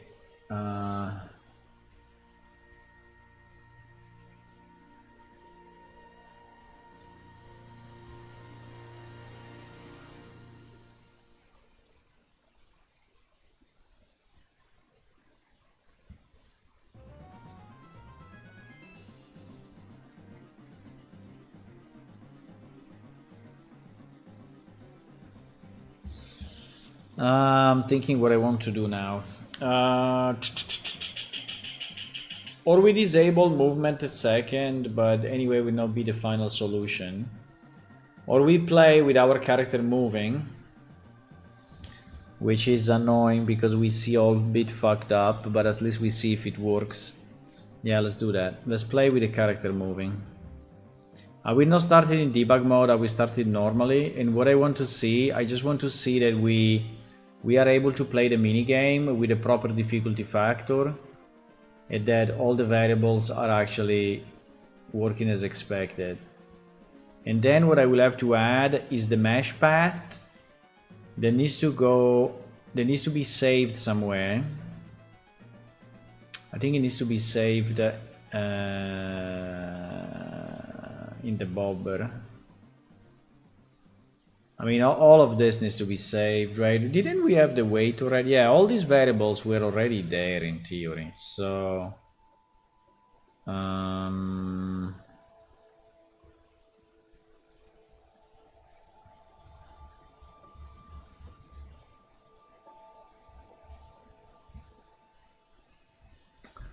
mean weight, max weight.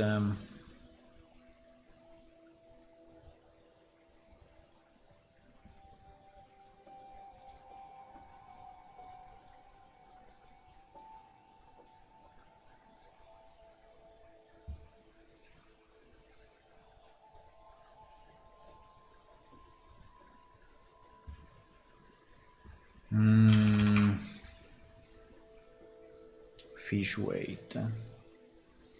Oh, we have that already. We have that already. So I think I can just do this. I can just set, right?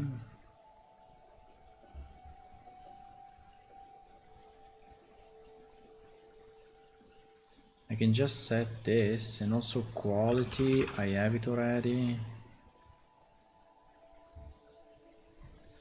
The only thing that I don't have is the mesh path. The scale, I think the scale got derived, so yeah, the scale we don't have because actually it was derived from I don't even know where I have it.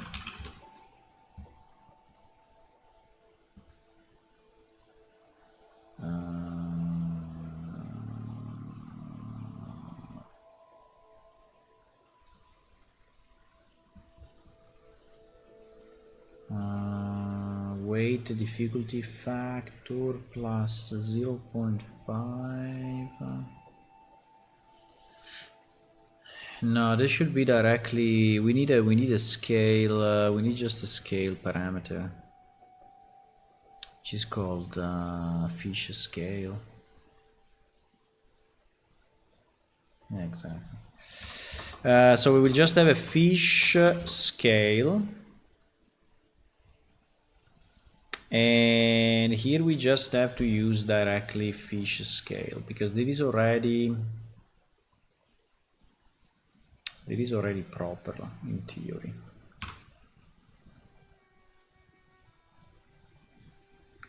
It is already proper, but I need to set it in my fish bite. Yeah.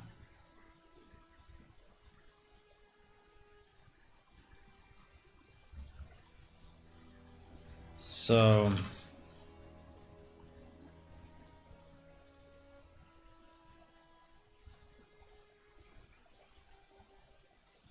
okay. Now for the mesh path, I think we can also save it.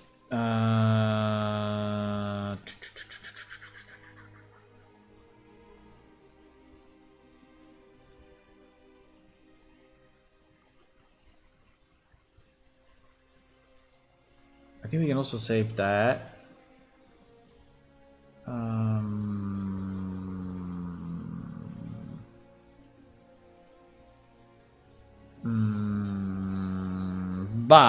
But well, first of all, I want to call it fish mesh path so that it's more clear what is it. And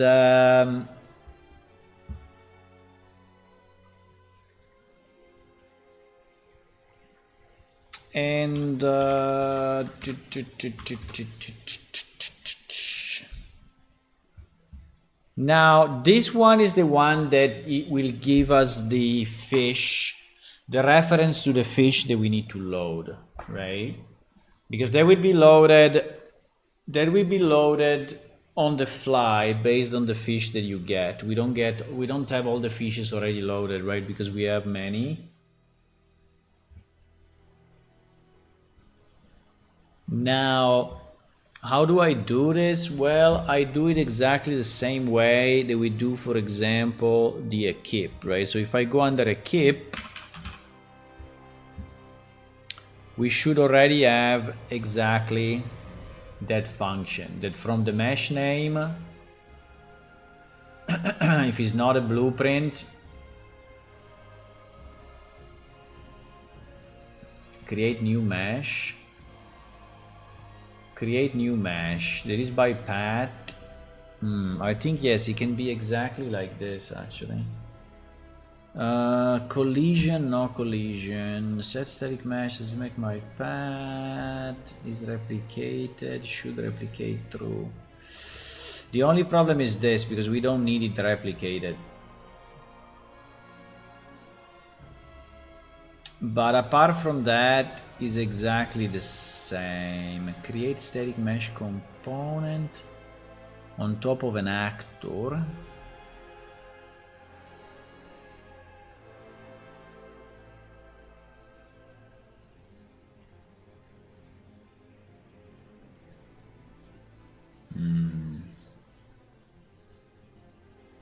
What do you mean?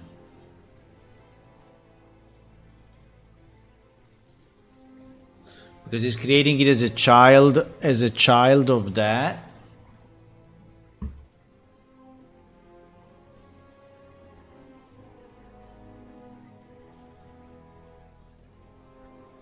I know, because we have it here. We have our own function that does that.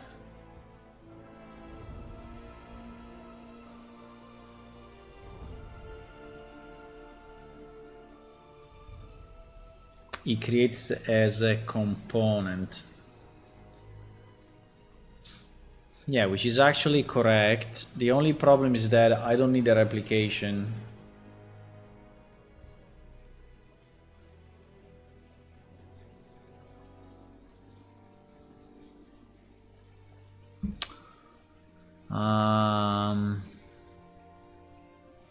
I can, if I can do it fully on.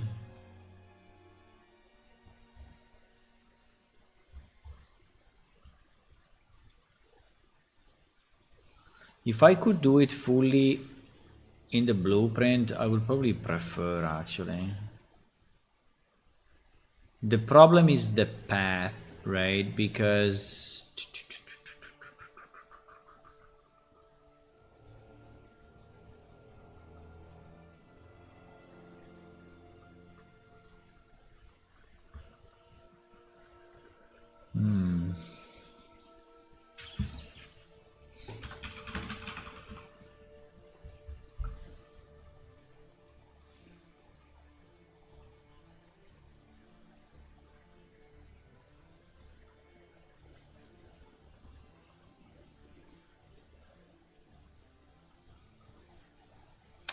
the difference is between creating an actor, because I could just spawn an actor, right?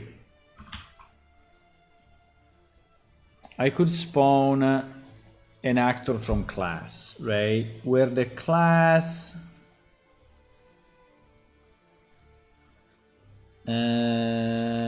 but no, because it's not that. No, I think I need to create. I think I need to create a function, because I need pretty much the same thing, right? I need the same thing, with the difference is that I don't need a replication.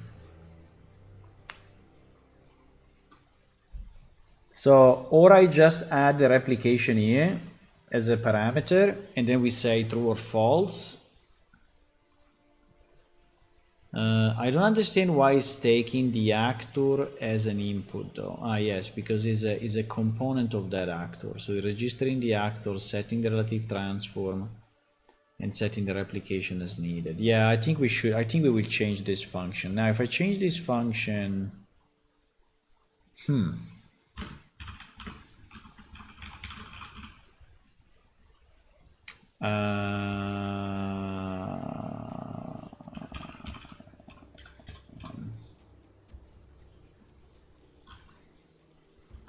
if I change this function, a lot of stuff will break. Because in the editor, we are using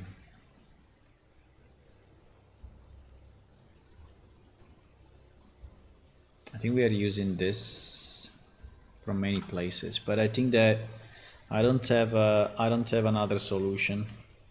I mean, I think this is the best solution, right?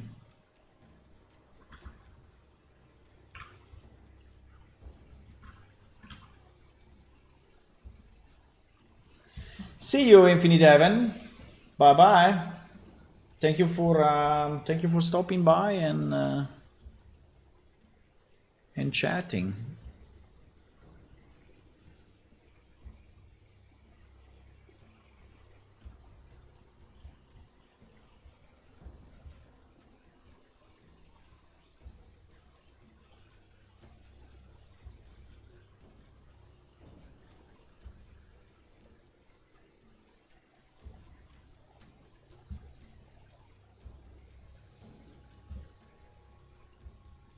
Okay, we are rebuilding that. And then we will have to search this function, right, everywhere in our blueprint and also in our code probably. Let me see if we also have it somewhere. No, we don't. So it's only used in blueprint. Yeah, it's a BP util, so it's only used in blueprints.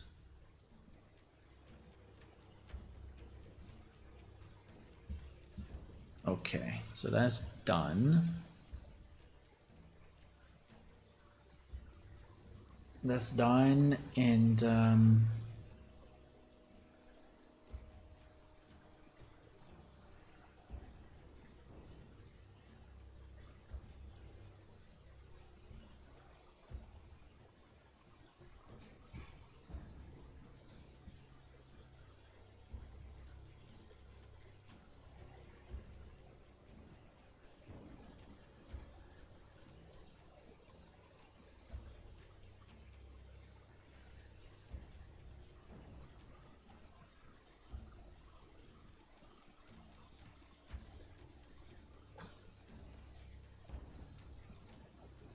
now we will get some compilation errors, obviously, but we will search this creates, well, actually no, because it will default to false, so it's even more annoying. There's only one place? Fantastic. Yeah. So this should replicate. We can turn it on. Actually, you know what? I think we can add the same parameter here. So we can make this function fully parametric.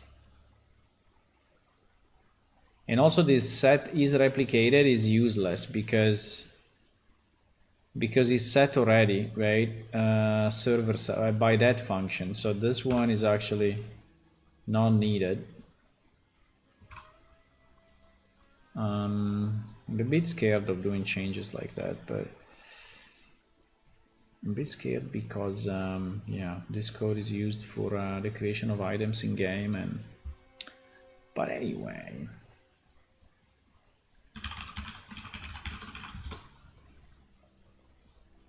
So we can do this, right?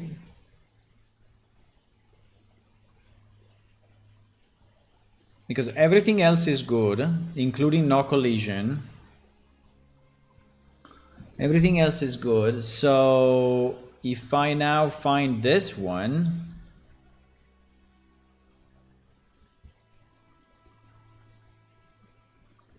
and we set it as should replicate yes in both cases because there is white, right?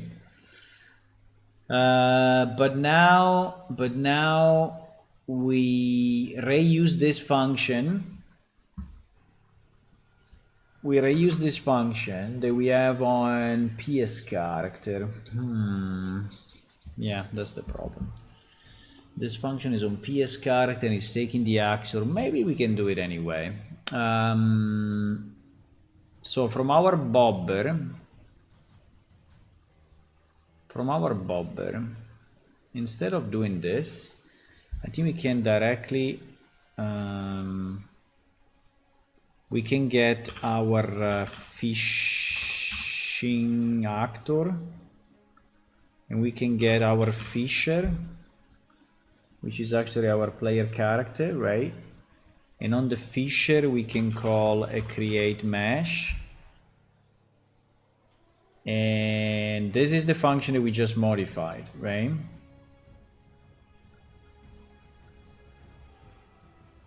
And now the actor will be ourself.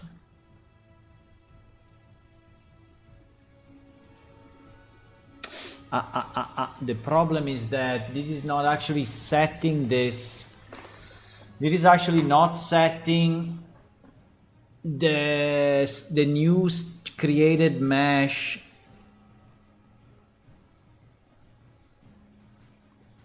in the existing component, because the bobber already has a mesh, already has a skeletal mesh component, which is this one, right?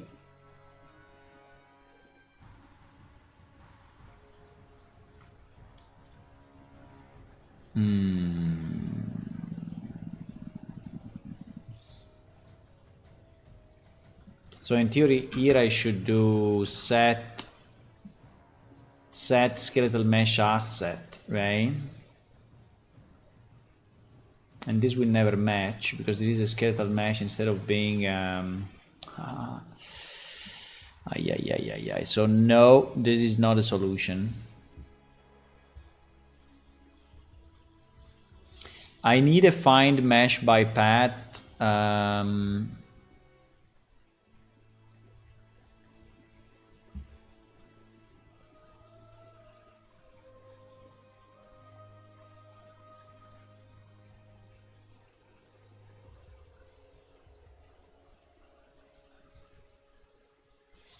Get skeletal mesh by path.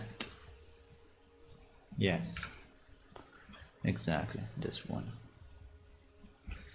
Exactly this one.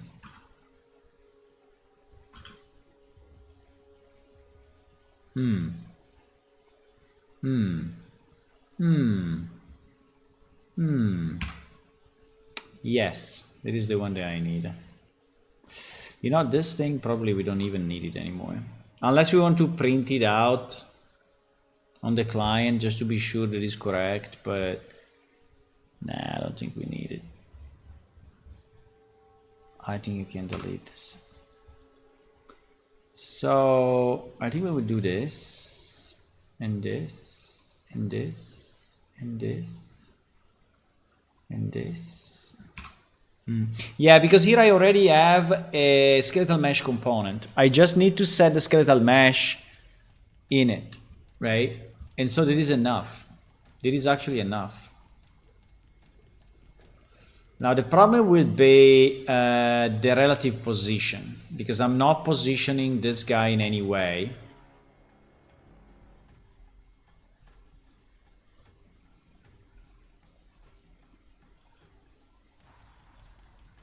Ah, fuck, but I don't have to do it here.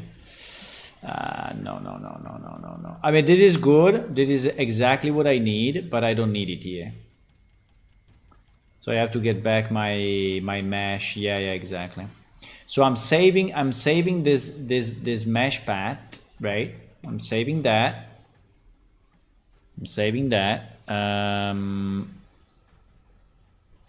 But I'm not setting when the fish is biting, right? We have to set it only when the fish is catched. So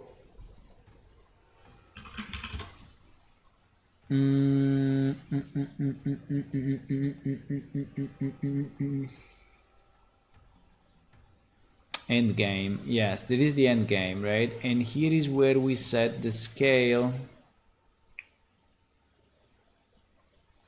And here is where we set the fish. Okay, fantastic. Ah, the animation.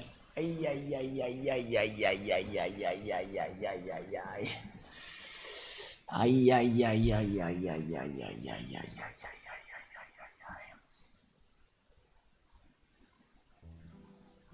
Ay, ay, ay, ay, ay, ay, ay, ay. Because we have two different animations. Fuck. How can I know? How can I know which animation applies to what? Oh my god.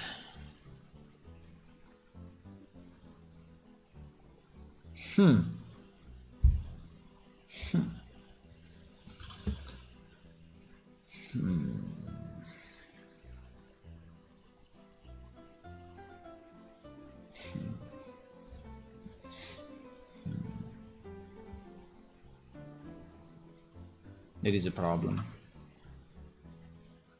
So basically the fish will stand still at the moment. Until I solve this other problem that we have. Why are all these lines going everywhere? I don't get it.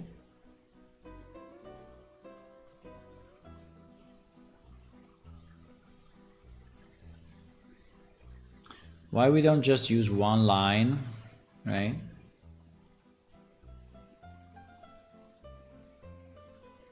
Fishing act. Ah, because there is fishing actor. That is not fish. But this one, you know, which is fish, I don't understand why we have all this mess. I don't get it.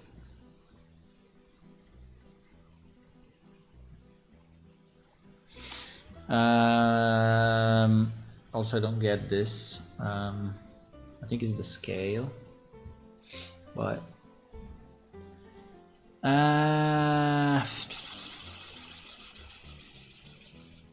yeah, this would be a bit of an issue. How do I know which is the animation that applies to a specific skeletal mesh?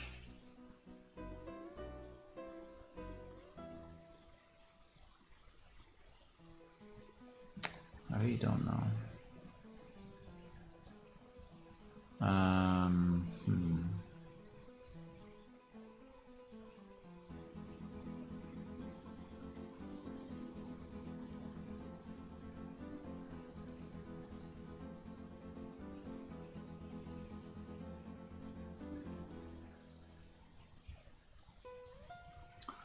Okay, so yeah, so here I have a significant problem.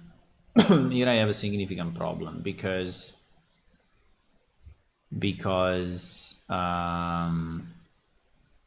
yeah, because this part is broken.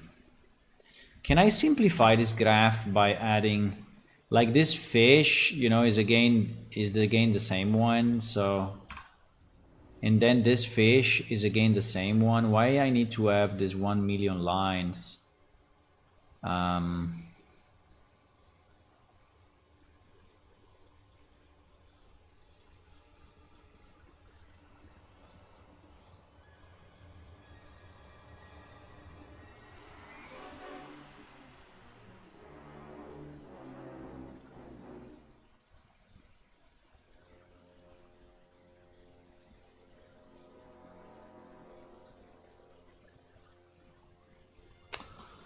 Oh my god.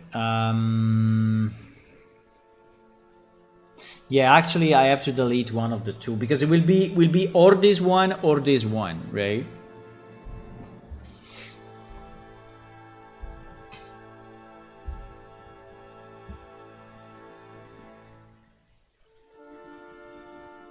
How do I...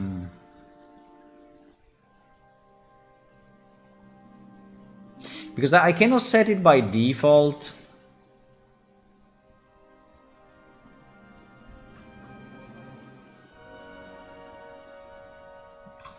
I cannot set it by default because the skeletal mesh is changed on the fly, right? And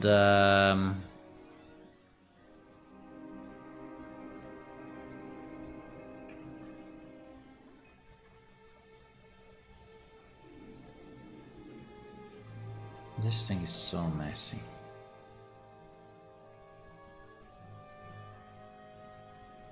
This thing is so freaking messy. I think I got rid of most of the lines, at least. There is still one going down, but I think it's fine. This one, right? It's fine. Just for a printout, I guess. No, it's not doing anything.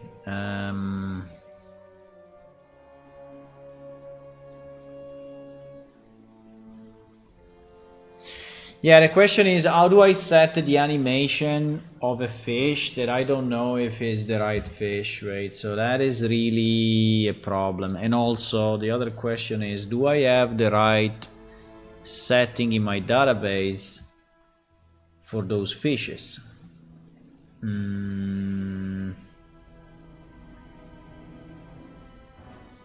Like 2210, 2225, right? 2210, 2225. Do I have...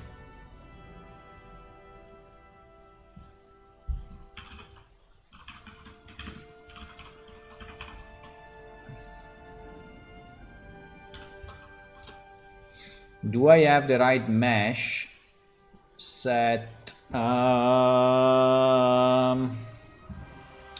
don't know. Carp fish 01. Absolutely not. These are the old fishes, right? So we need the new ones. We need the new fishes, which are still under food. No, which are actually under fishes. I don't know if I will leave them there, but I will have to think about it.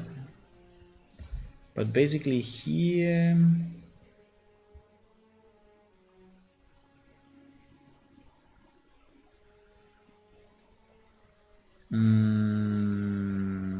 sorry, what is a static mesh? Static mesh, skeletal mesh.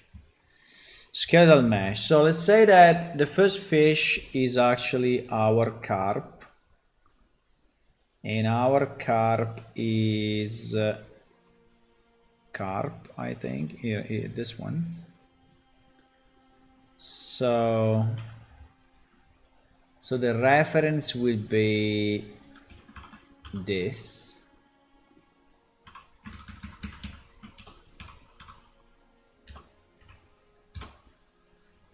And the lionfish, actually we don't have, but we can set whatever. We can set, let's set this guy randomly and then we will change it.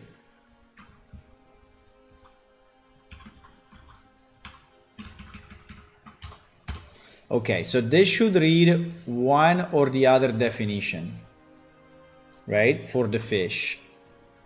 And this is the definition that should arrive actually here in fish mesh path, and is the one that is actually going to load the proper fish. Then the animation will probably fail. I think this will fail.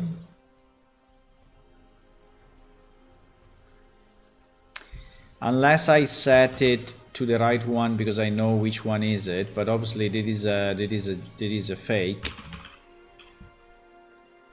Right? There is a fake. And the name we have to do it. The name will not be correct. Unless we also pass the name. Okay, let's try like this. I did a lot of changes. I think it should be better than before. Did I do any changes here in the code? Yeah, but I recompiled and restarted, right? So we should be good to go.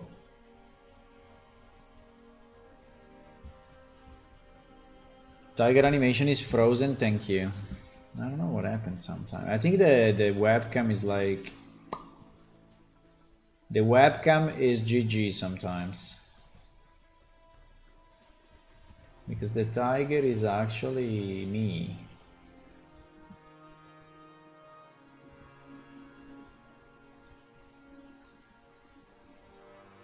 Okay. It is good again. Haha.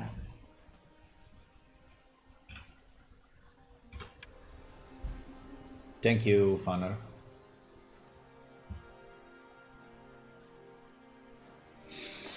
Okay.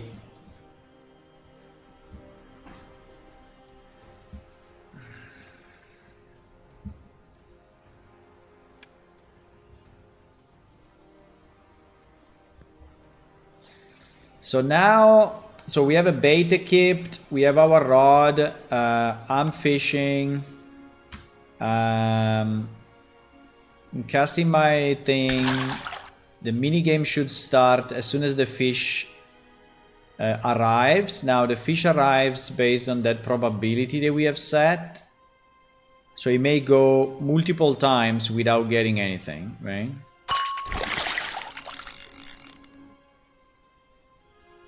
Wow, that was super fast. That was insane fast. But anyway, I will try to play the game even if the camera is all fucked.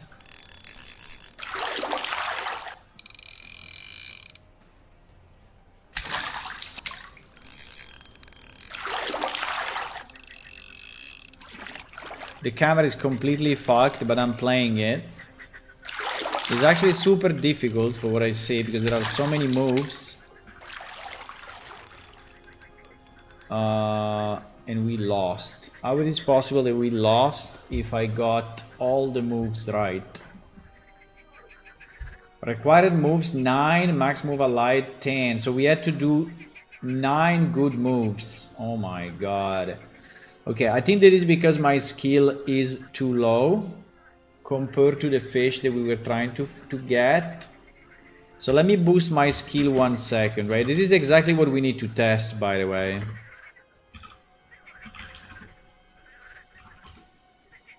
So let me go at 200 fishing.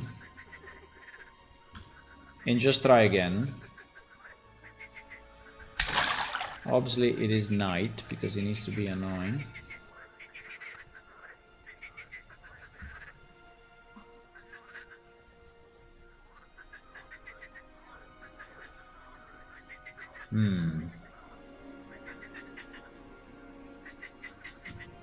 It's 50-50. Every 5 seconds, 50-50. So in theory we can stay here 1 year. But hopefully not. Wow. It crashed. The server crashed, boys.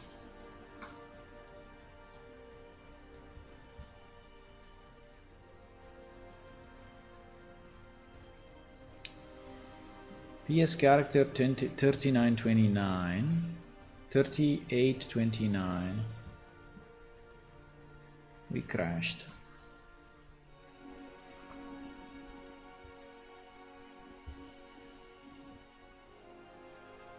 We crashed here.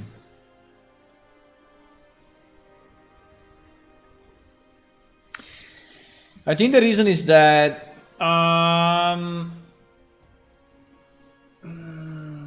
fishing event.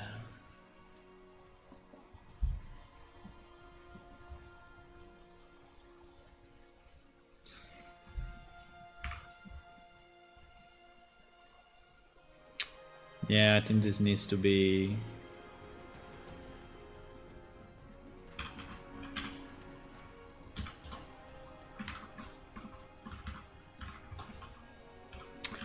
I think this needs to be a T-weak pointer because otherwise... I mean, it's a bit strange that we got a stale object.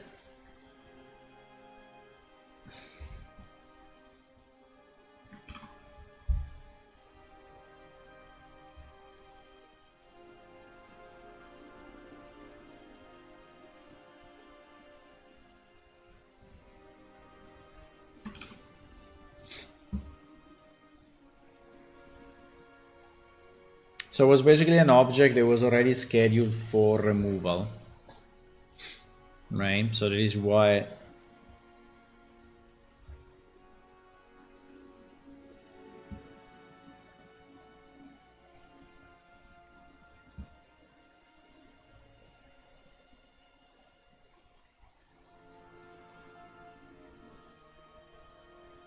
Yeah, it was an event that was already removed.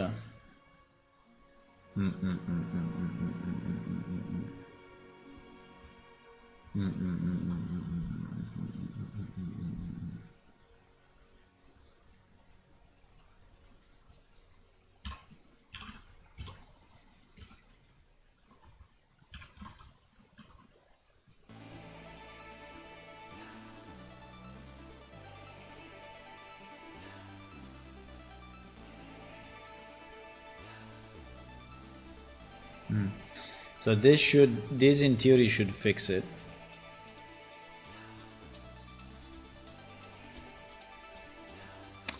I don't know if I should just always use object pointer, right? Instead of thinking, because usually what I do, I think if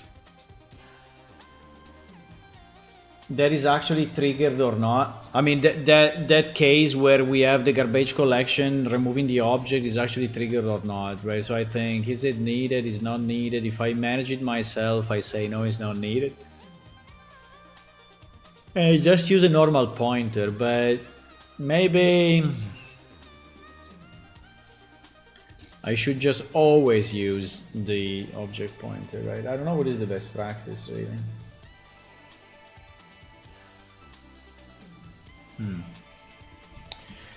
Anyway, it seems that the way it works and the minigame works, the problem is that it's extremely hard, right? It was super fast, as you have seen, so we were basically losing instantly. Unless I boosted my skill up quite a bit. Actually, I set it to the maximum. So we have to tweak the difficulty, that's the problem. Difficulty is based on the number of circles that you get at the beginning, the number of movement, the number of arrows that you can make, and the speed.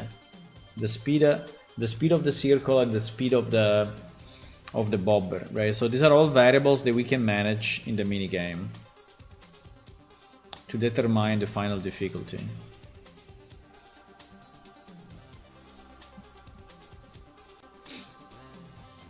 We could actually print out all of this, right? Because I'm not printing it out, but I think I should. Like when we start the minigame here, receive fish bite, all these parameters are actually not printed anywhere. So we could have just a kind of a debug printout inside calculate fish time. No, inside calculate difficulty. I think we could have like a big printout here at the bottom.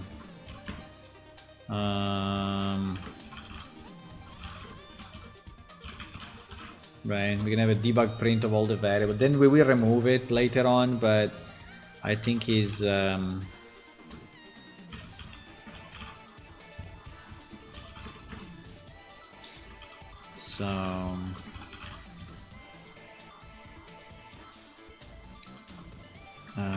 so I think we can do this, yes. I have to think what I want to print, but for sure all the difficulty factors, right? So I want to print the fish difficulty factor. I mean, this is a ton, really a ton of stuff that we can print out. So the fish difficulty factor, the quality difficulty factor, what do we call it? Quality difficulty. Okay. The quality difficulty, then the weight difficulty, then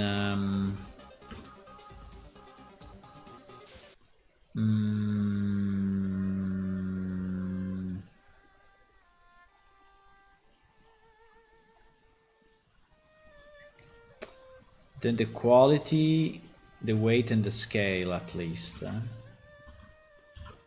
Then the quality, the weight, yes, and the scale, right? And I think we also want to have the final difficulty factor. The final difficulty factor. Okay, I think all of this is good. So fish difficulty, I named them exactly like the variable, so should be, I did a copy paste, so if I do this, they should be all good, right?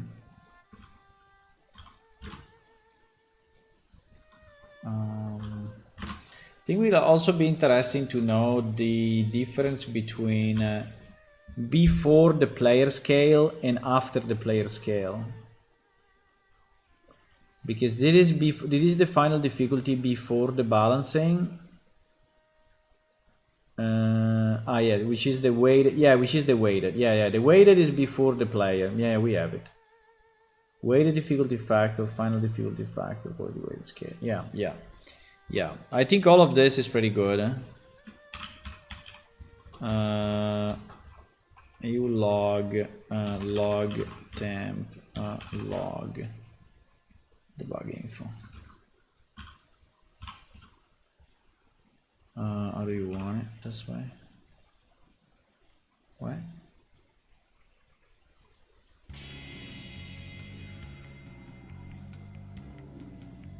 Huh?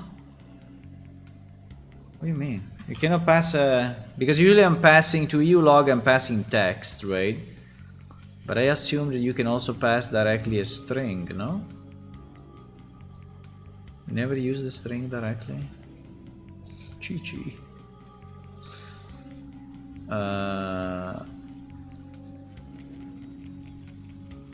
We never pass the string directly. Okay, well, in that case,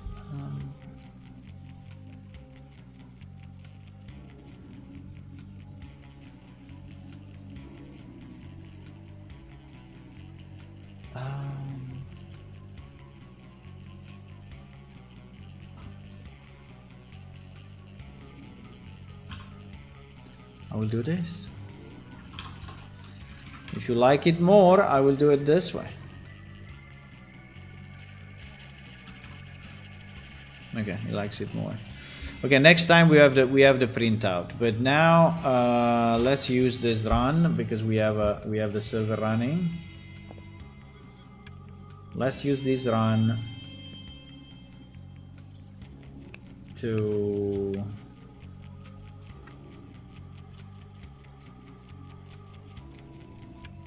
test it again. Oops.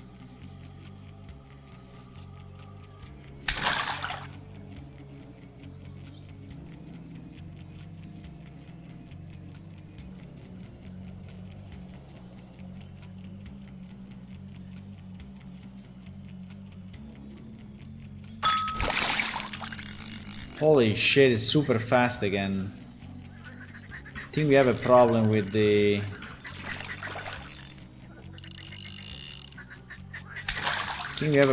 difficulty. And yes, the camera is completely fucked up, so I'm guessing what I have to do.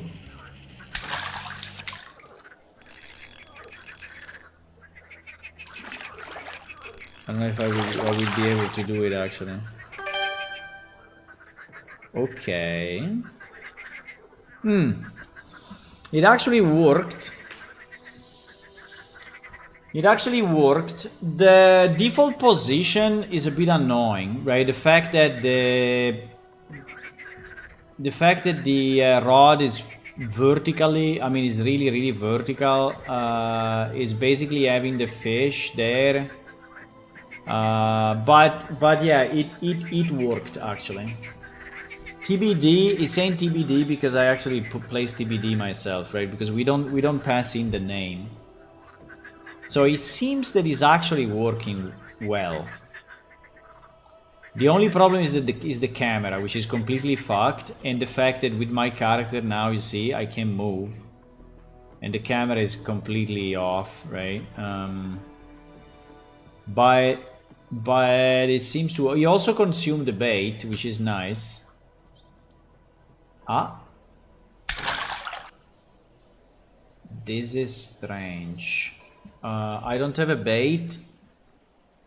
And he decided to cast anyway. That's wrong, eh?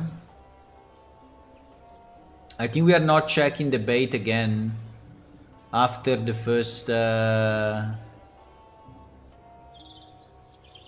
It's kind of strange. Okay, so now, but this is a very good point, right? Because basically everything works, and now we are getting the parameters from the server. Everything is done server side, right, and proper. The only issue now is, by the way, is not triggering.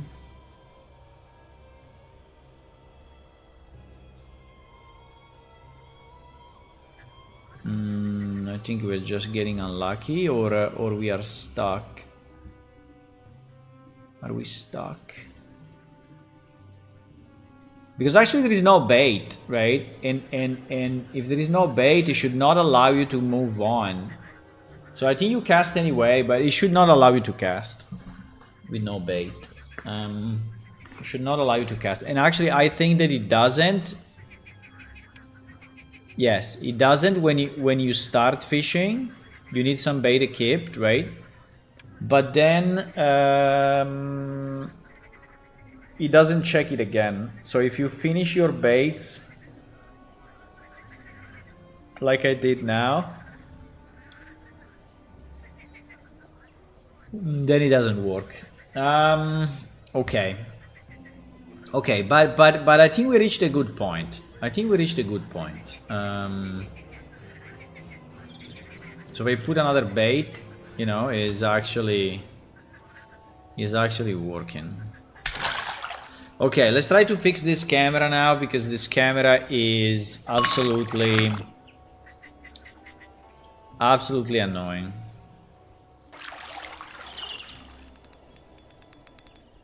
I think I want to change the bobber as well. I really don't like it. I think it's too big. I think it's annoying. To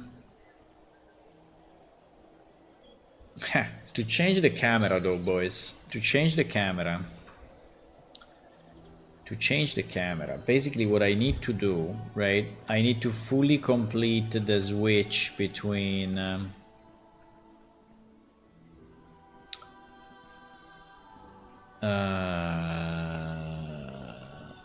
well, there is a first problem, which is that the camera, you see that the camera now is still pointing there, so the spring arm is not returning where it should return, and now the camera is completely off. You see, it's moving crazy. That I think it happens because I'm not returning the spring arm to the original position when I finish. That's possible.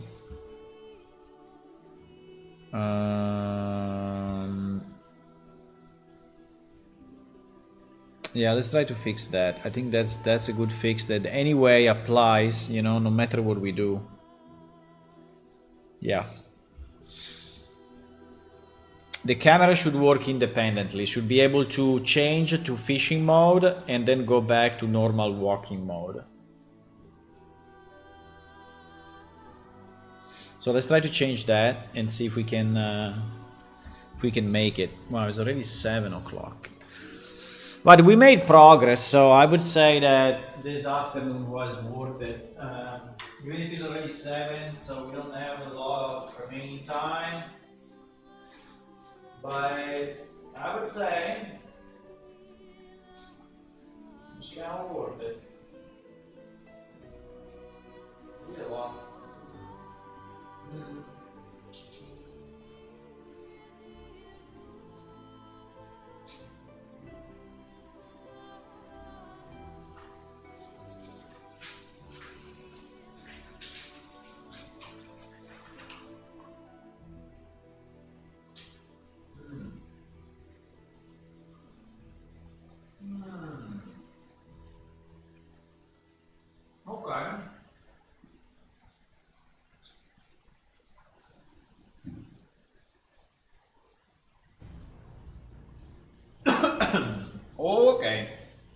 I'm back, 1 second.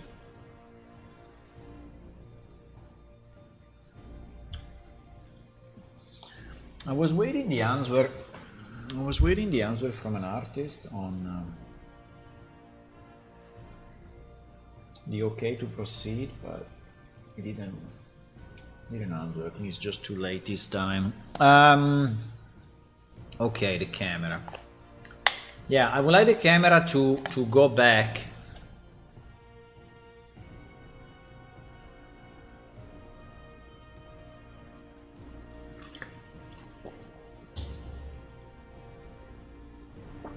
So where do we manipulate this camera? We manipulate the camera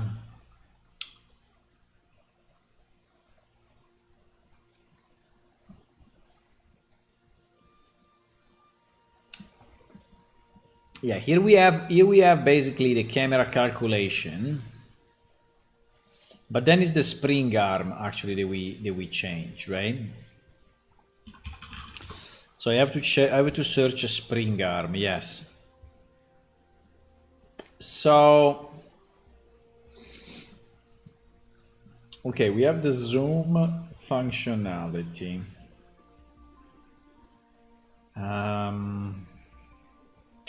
The zoom functionality is just changing the length, right? But in theory, should not really be an issue. And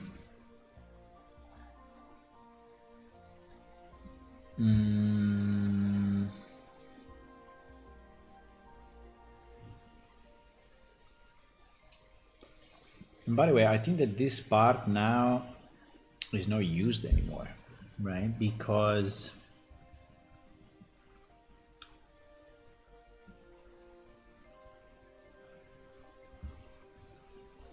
we are not possessing this fishing actor anymore.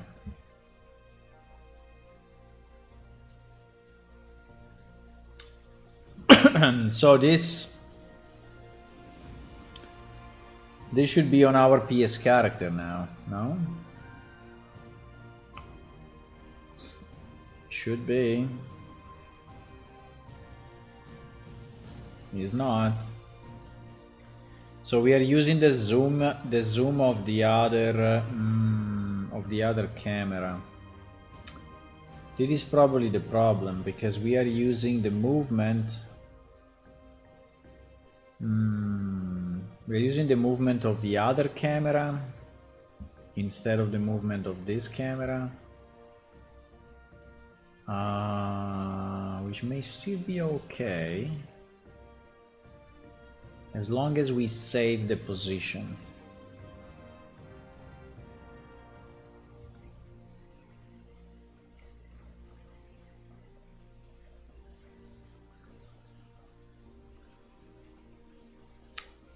Cannot be only here. No, I think it's in the bobber. Yeah, exactly. So in theory here we are saving the original spring arm world location. Now what I don't know is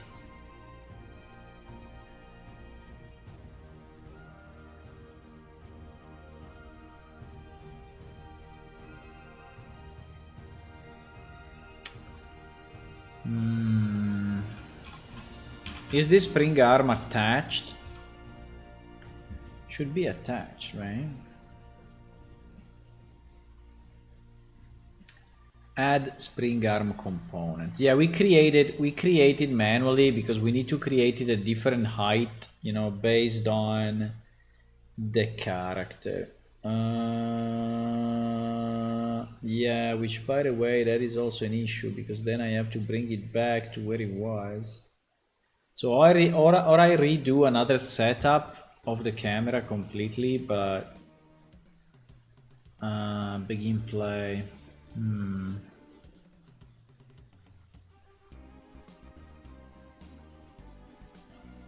Because we do all these settings, right? We have all these settings on the actual camera. Add camera component, attach component to component. So here we are attaching the camera to the spring arm, right? But is the spring arm then attached to our character or what? Yes, it is, because we are adding a component inside our character, right? So we have a relative transform location.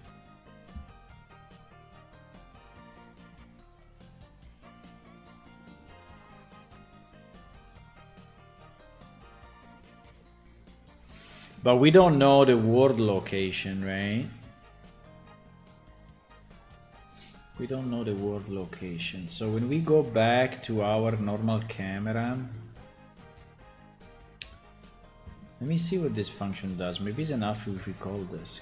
Change camera to third person. Change camera to third person. Attach component to component. Camera to spring arm. Set socket offset of 50. Clear the relative transfers, maybe in second speed in PC in other cases. Arm length. Spring arm. Use palm control. But this clear the relative transform, it means that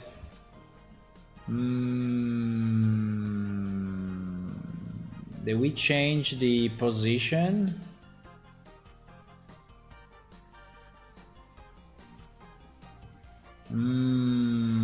On the camera, not on the spring. On the camera. Yeah, on the camera. Not on the spring arm. Okay, so the spring arm still has the delta.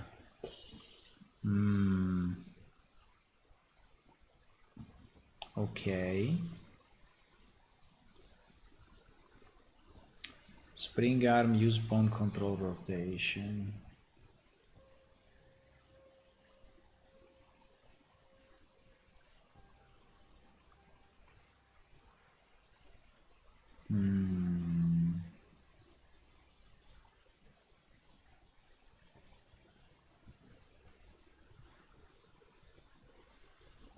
What is this? Just hiding all the components inside. That'd be weird, huh? Is hiding all the meshes.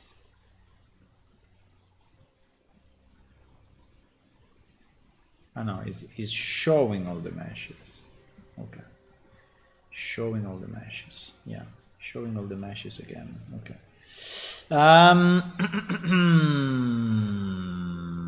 So this is the setup, right?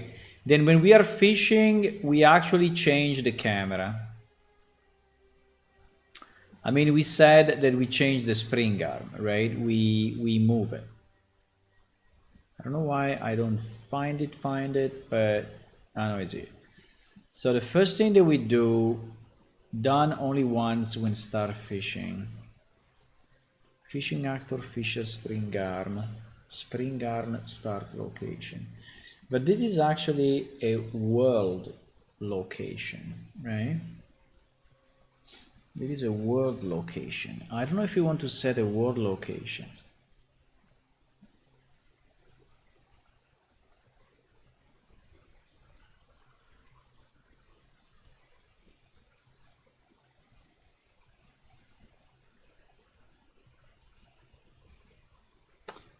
Because I don't know if you set a world location, if this is actually messing up the relation with the character, because the spring arm is attached as a component to my character, right?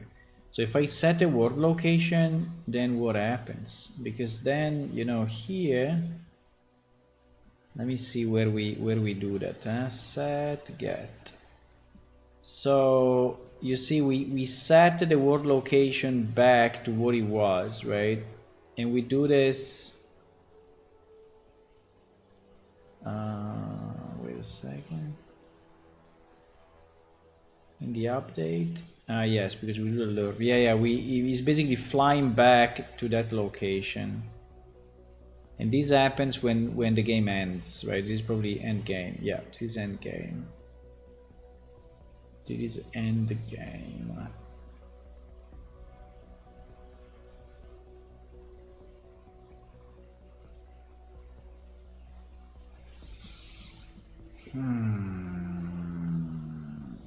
Is the camera only client side or not?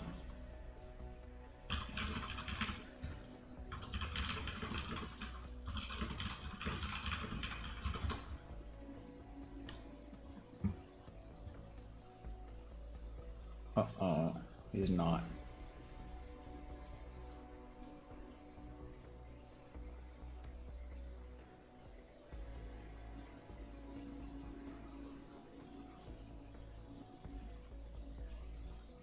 The camera runs also server side?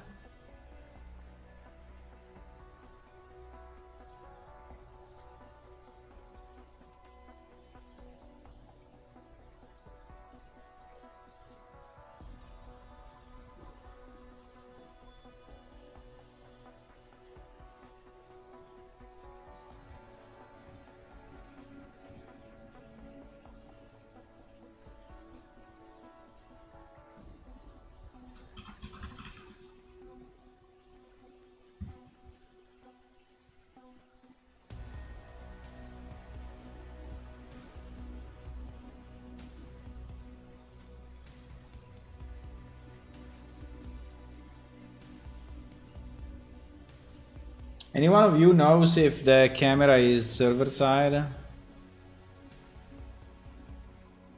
replicated? No, because in the fishing mini game I'm changing the camera only client side, right?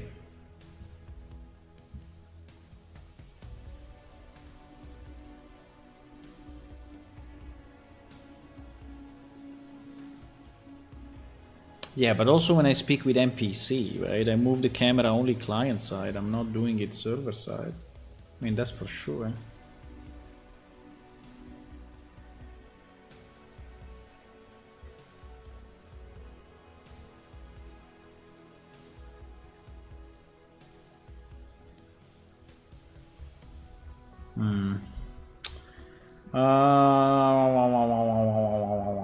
The question is why my camera is not returning to the proper position, right? So that's because it's really not. Now, my character moved during the mini game. I understand that. But it's really not going back. Well, what I can do maybe is if I don't move at all, does it return to the... Yeah, exactly. Let's do this. Because maybe it's the movement that is fucking it up, right? Because then the camera ends up in another place. So if I play the mini game without... If I start the mini game and then I don't move, is the camera going back to the proper place or not?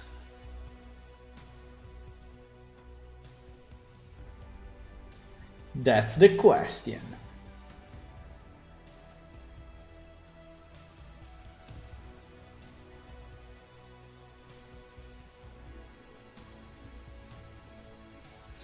That's the question.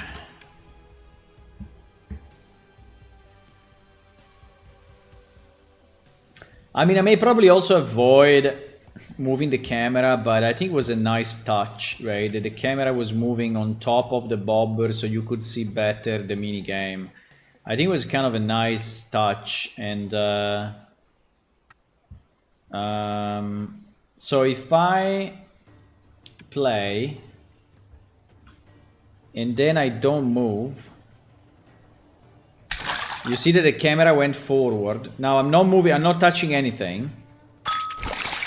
We will lose, right? In one or two moves we will lose. And so the camera should be back where it was. Now, is this really true? I think it is. Apart from that, which is... Yeah, I think actually... It seems that it's slightly faster, but... Maybe it's just my...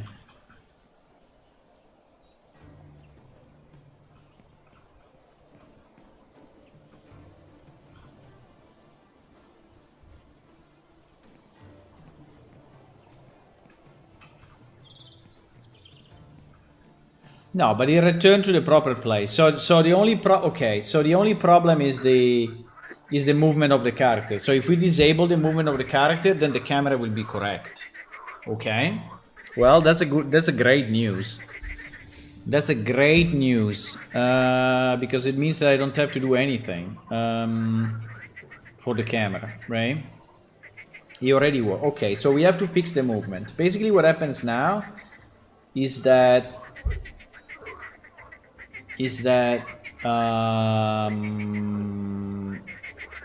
by the way, it seems that the remapping that I did on this, which I mapped it on M, was not saved. Because I remapped it on M, but the next time, I mean, it didn't load it up. That's kind of weird. Maybe it's not saved. Oh god, these frogs are super annoying.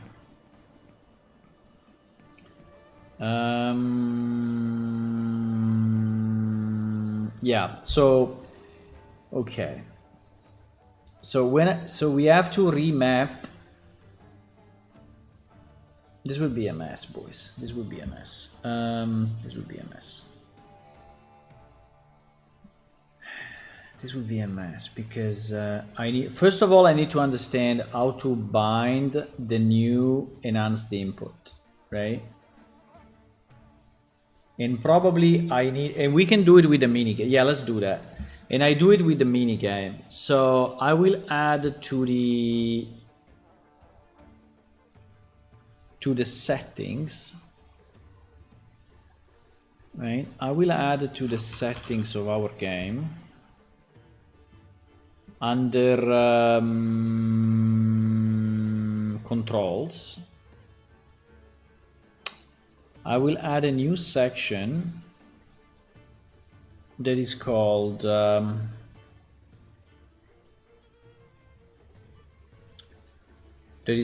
minigame, fishing, right? Fishing, because yeah, exactly.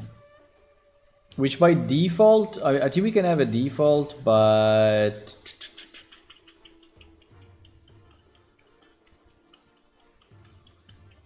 let me do this. Okay, this will be grid fish minigame, right? Grid fish minigame. And inside of this, we need to say fishing minigame, right? Fishing minigame. And inside of that, I will have to copy what? I will have to copy,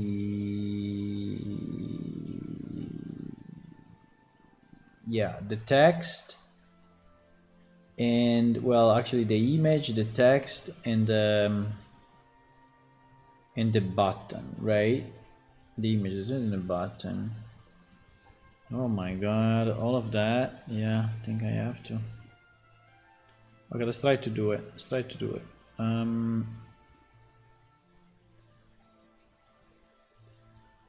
So we'll copy that. I will copy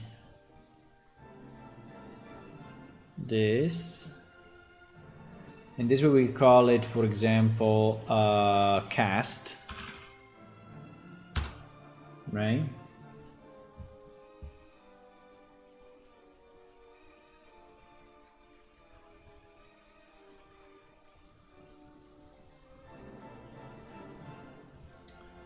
And then we will have the button, right?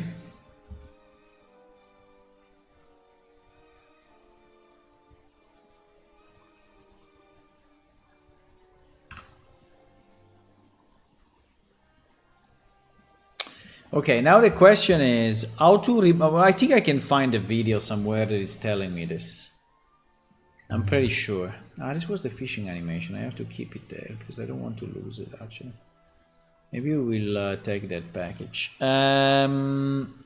So fishing... No. I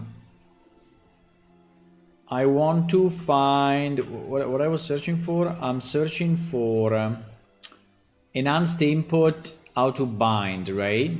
Yeah. Unreal enhanced input, how to bind.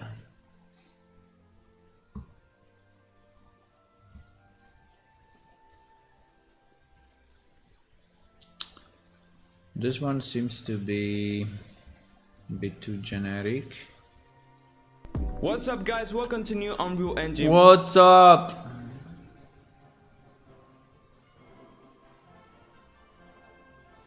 Can you just explaining us? You see a tutorial about we have resembles the old be the pick in a second. So first of all, in order to use the mapping context, and we can use the one that we created before. So we can just plug it in over here. Wait, add mapping. Yeah, this one we do already. And then select it will not use big item. It has three. Yeah, all of this we know already. All of this we know already. What? And you can use over here. It's basically using the axis 1D float or the axis 2D. Lots of Unreal Engine parts. The piece that I'm missing is the binding. Is the binding. So how do we bind?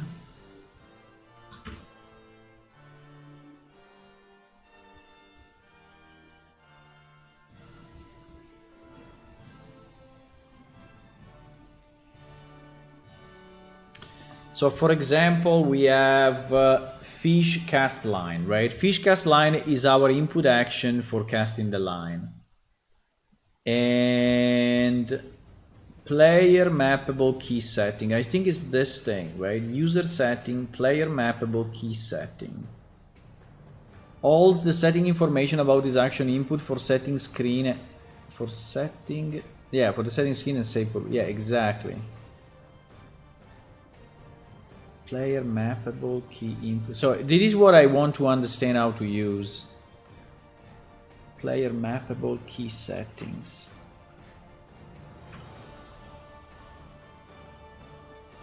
Player map, come on.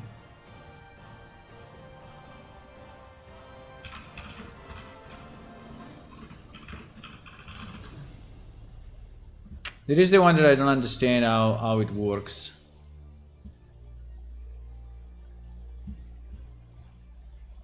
Is it the same? Customizable input mappings. You know them, you love them, and they're a crucial part of any PC game. Whether indie or AAA, every PC game needs and should have an input mapping menu. Yes. And you're in luck. I'm here to guide you step by step on how to create a full game. First, you need to set up a third to press the AS next to name. You want to type a name for each button. Something like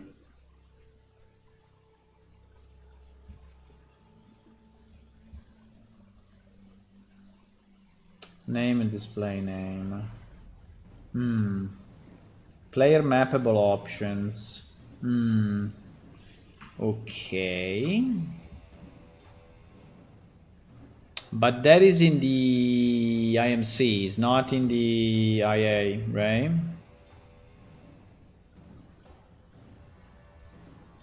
Which is kind of strange though, because no, where is it? Yeah, it's in the IMC. No! What do you mean it's in the IMC? Well, I can give the same name.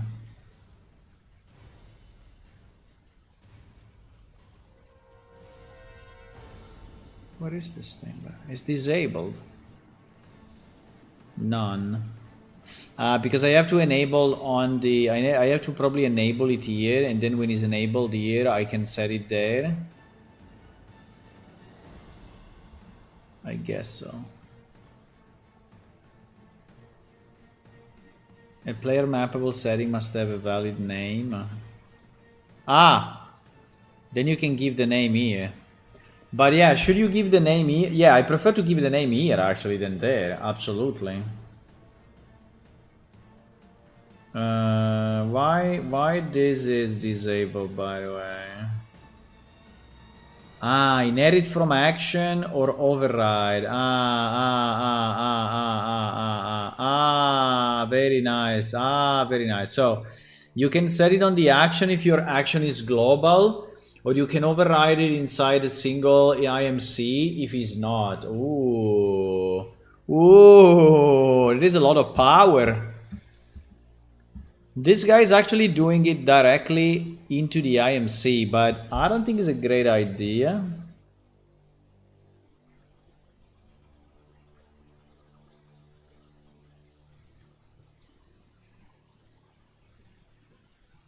You see, he's working directly in the IMC.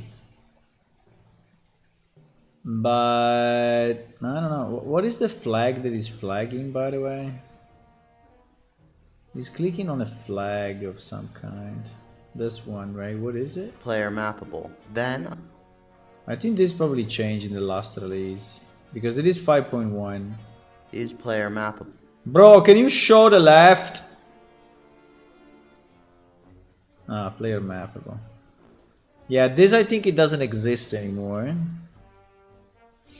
It's player mappable. I think they changed it, right? Yeah, they changed it. So,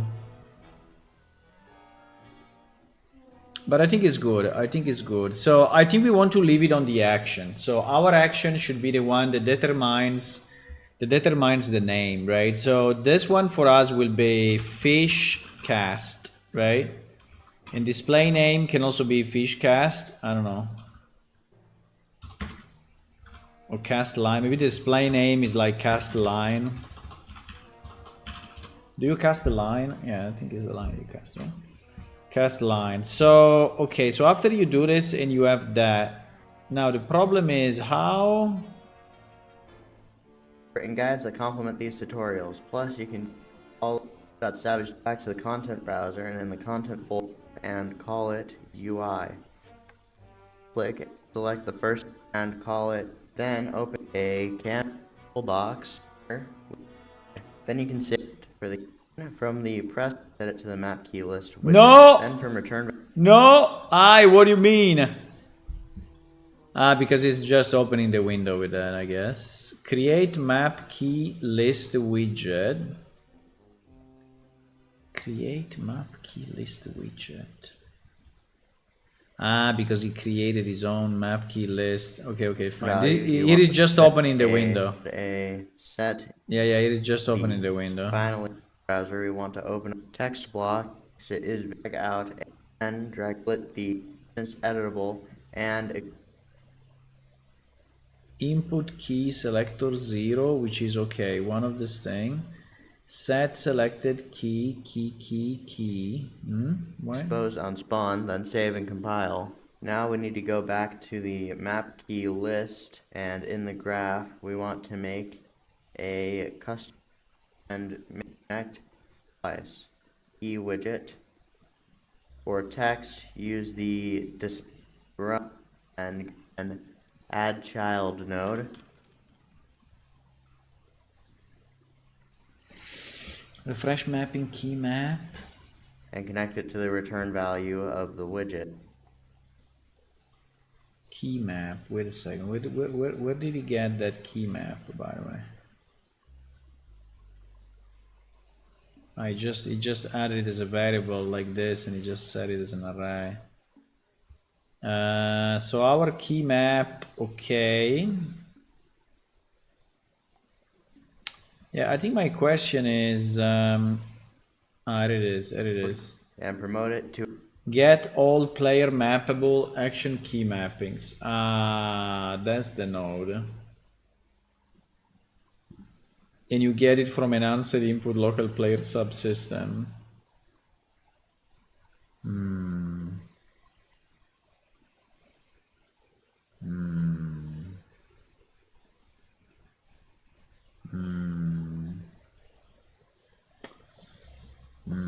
I don't know if I really... can I get a value? Because I already have the values, right? I already have all my values. Wait a second. So I don't even remember how this loads up, but definitely there should be interface. There should be a place where we load all of this, right?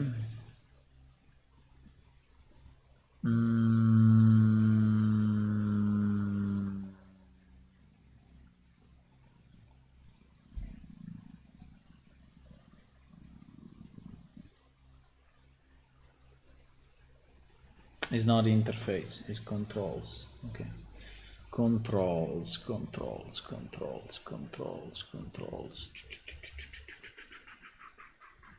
I call the keys just to confuse myself. Okay. On actions, remap keys, save keys, user interface, remap keys. Non-key select. Okay, so these are all the ones that you press when you are in the window. Okay, that's understandable. Construct key, update selectors. I think it's this guy. Oh my god, yes, it's this. Yeah, it's this. So here if I get my enhanced input, whatever.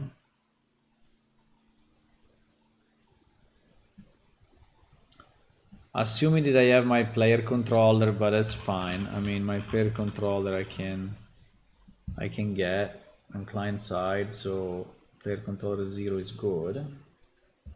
I think my face froze again. I don't know why my face is freezing up sometimes. I think it's this camera that is fucked up. I think I have to buy a new webcam.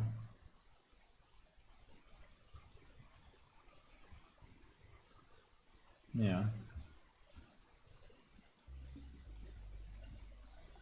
I think I have to buy a new camera. I'm a bit lower because I'm actually sitting lower. So, okay, so it was what? It was get all player mappable action key. Wow, that's a long name. Get all player mappable action key mappings, right? So this will basically give, I don't know exactly what this will give us. If they are all the ones, yeah, all the ones that have been assigned through the IMC. So this is giving us all the IMC. But it's not giving us this by groups, I guess.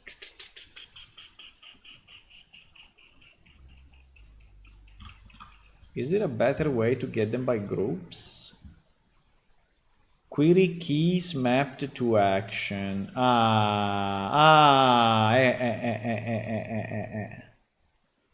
Yes, because I will need, very nice. Okay, so this is actually fixing our problem, right? Because we can actually select cast line. And I can say, okay, so if I have that predetermined on my window, because I have that, because this guy is creating, you know, a dynamic window that basically is displaying whatever you have in the list. But in our case, is a bit more, is a bit more structured than that, because you have it divided in groups, right? Yeah, exactly. Okay, guys, I think I'm gonna go because I have to prepare dinner and such. But I think it was a good run. We did 3 hours and 30, which I think is nice. And I think the mini game itself seems to work fine. Now we have the problem of the camera, and well, we have the problem of the movement, right? But as soon as we manage to remap this key input properly, and we disable the normal movement while we are in the fishing minigame, I think that will work. That will work nicely. I think that will work nicely.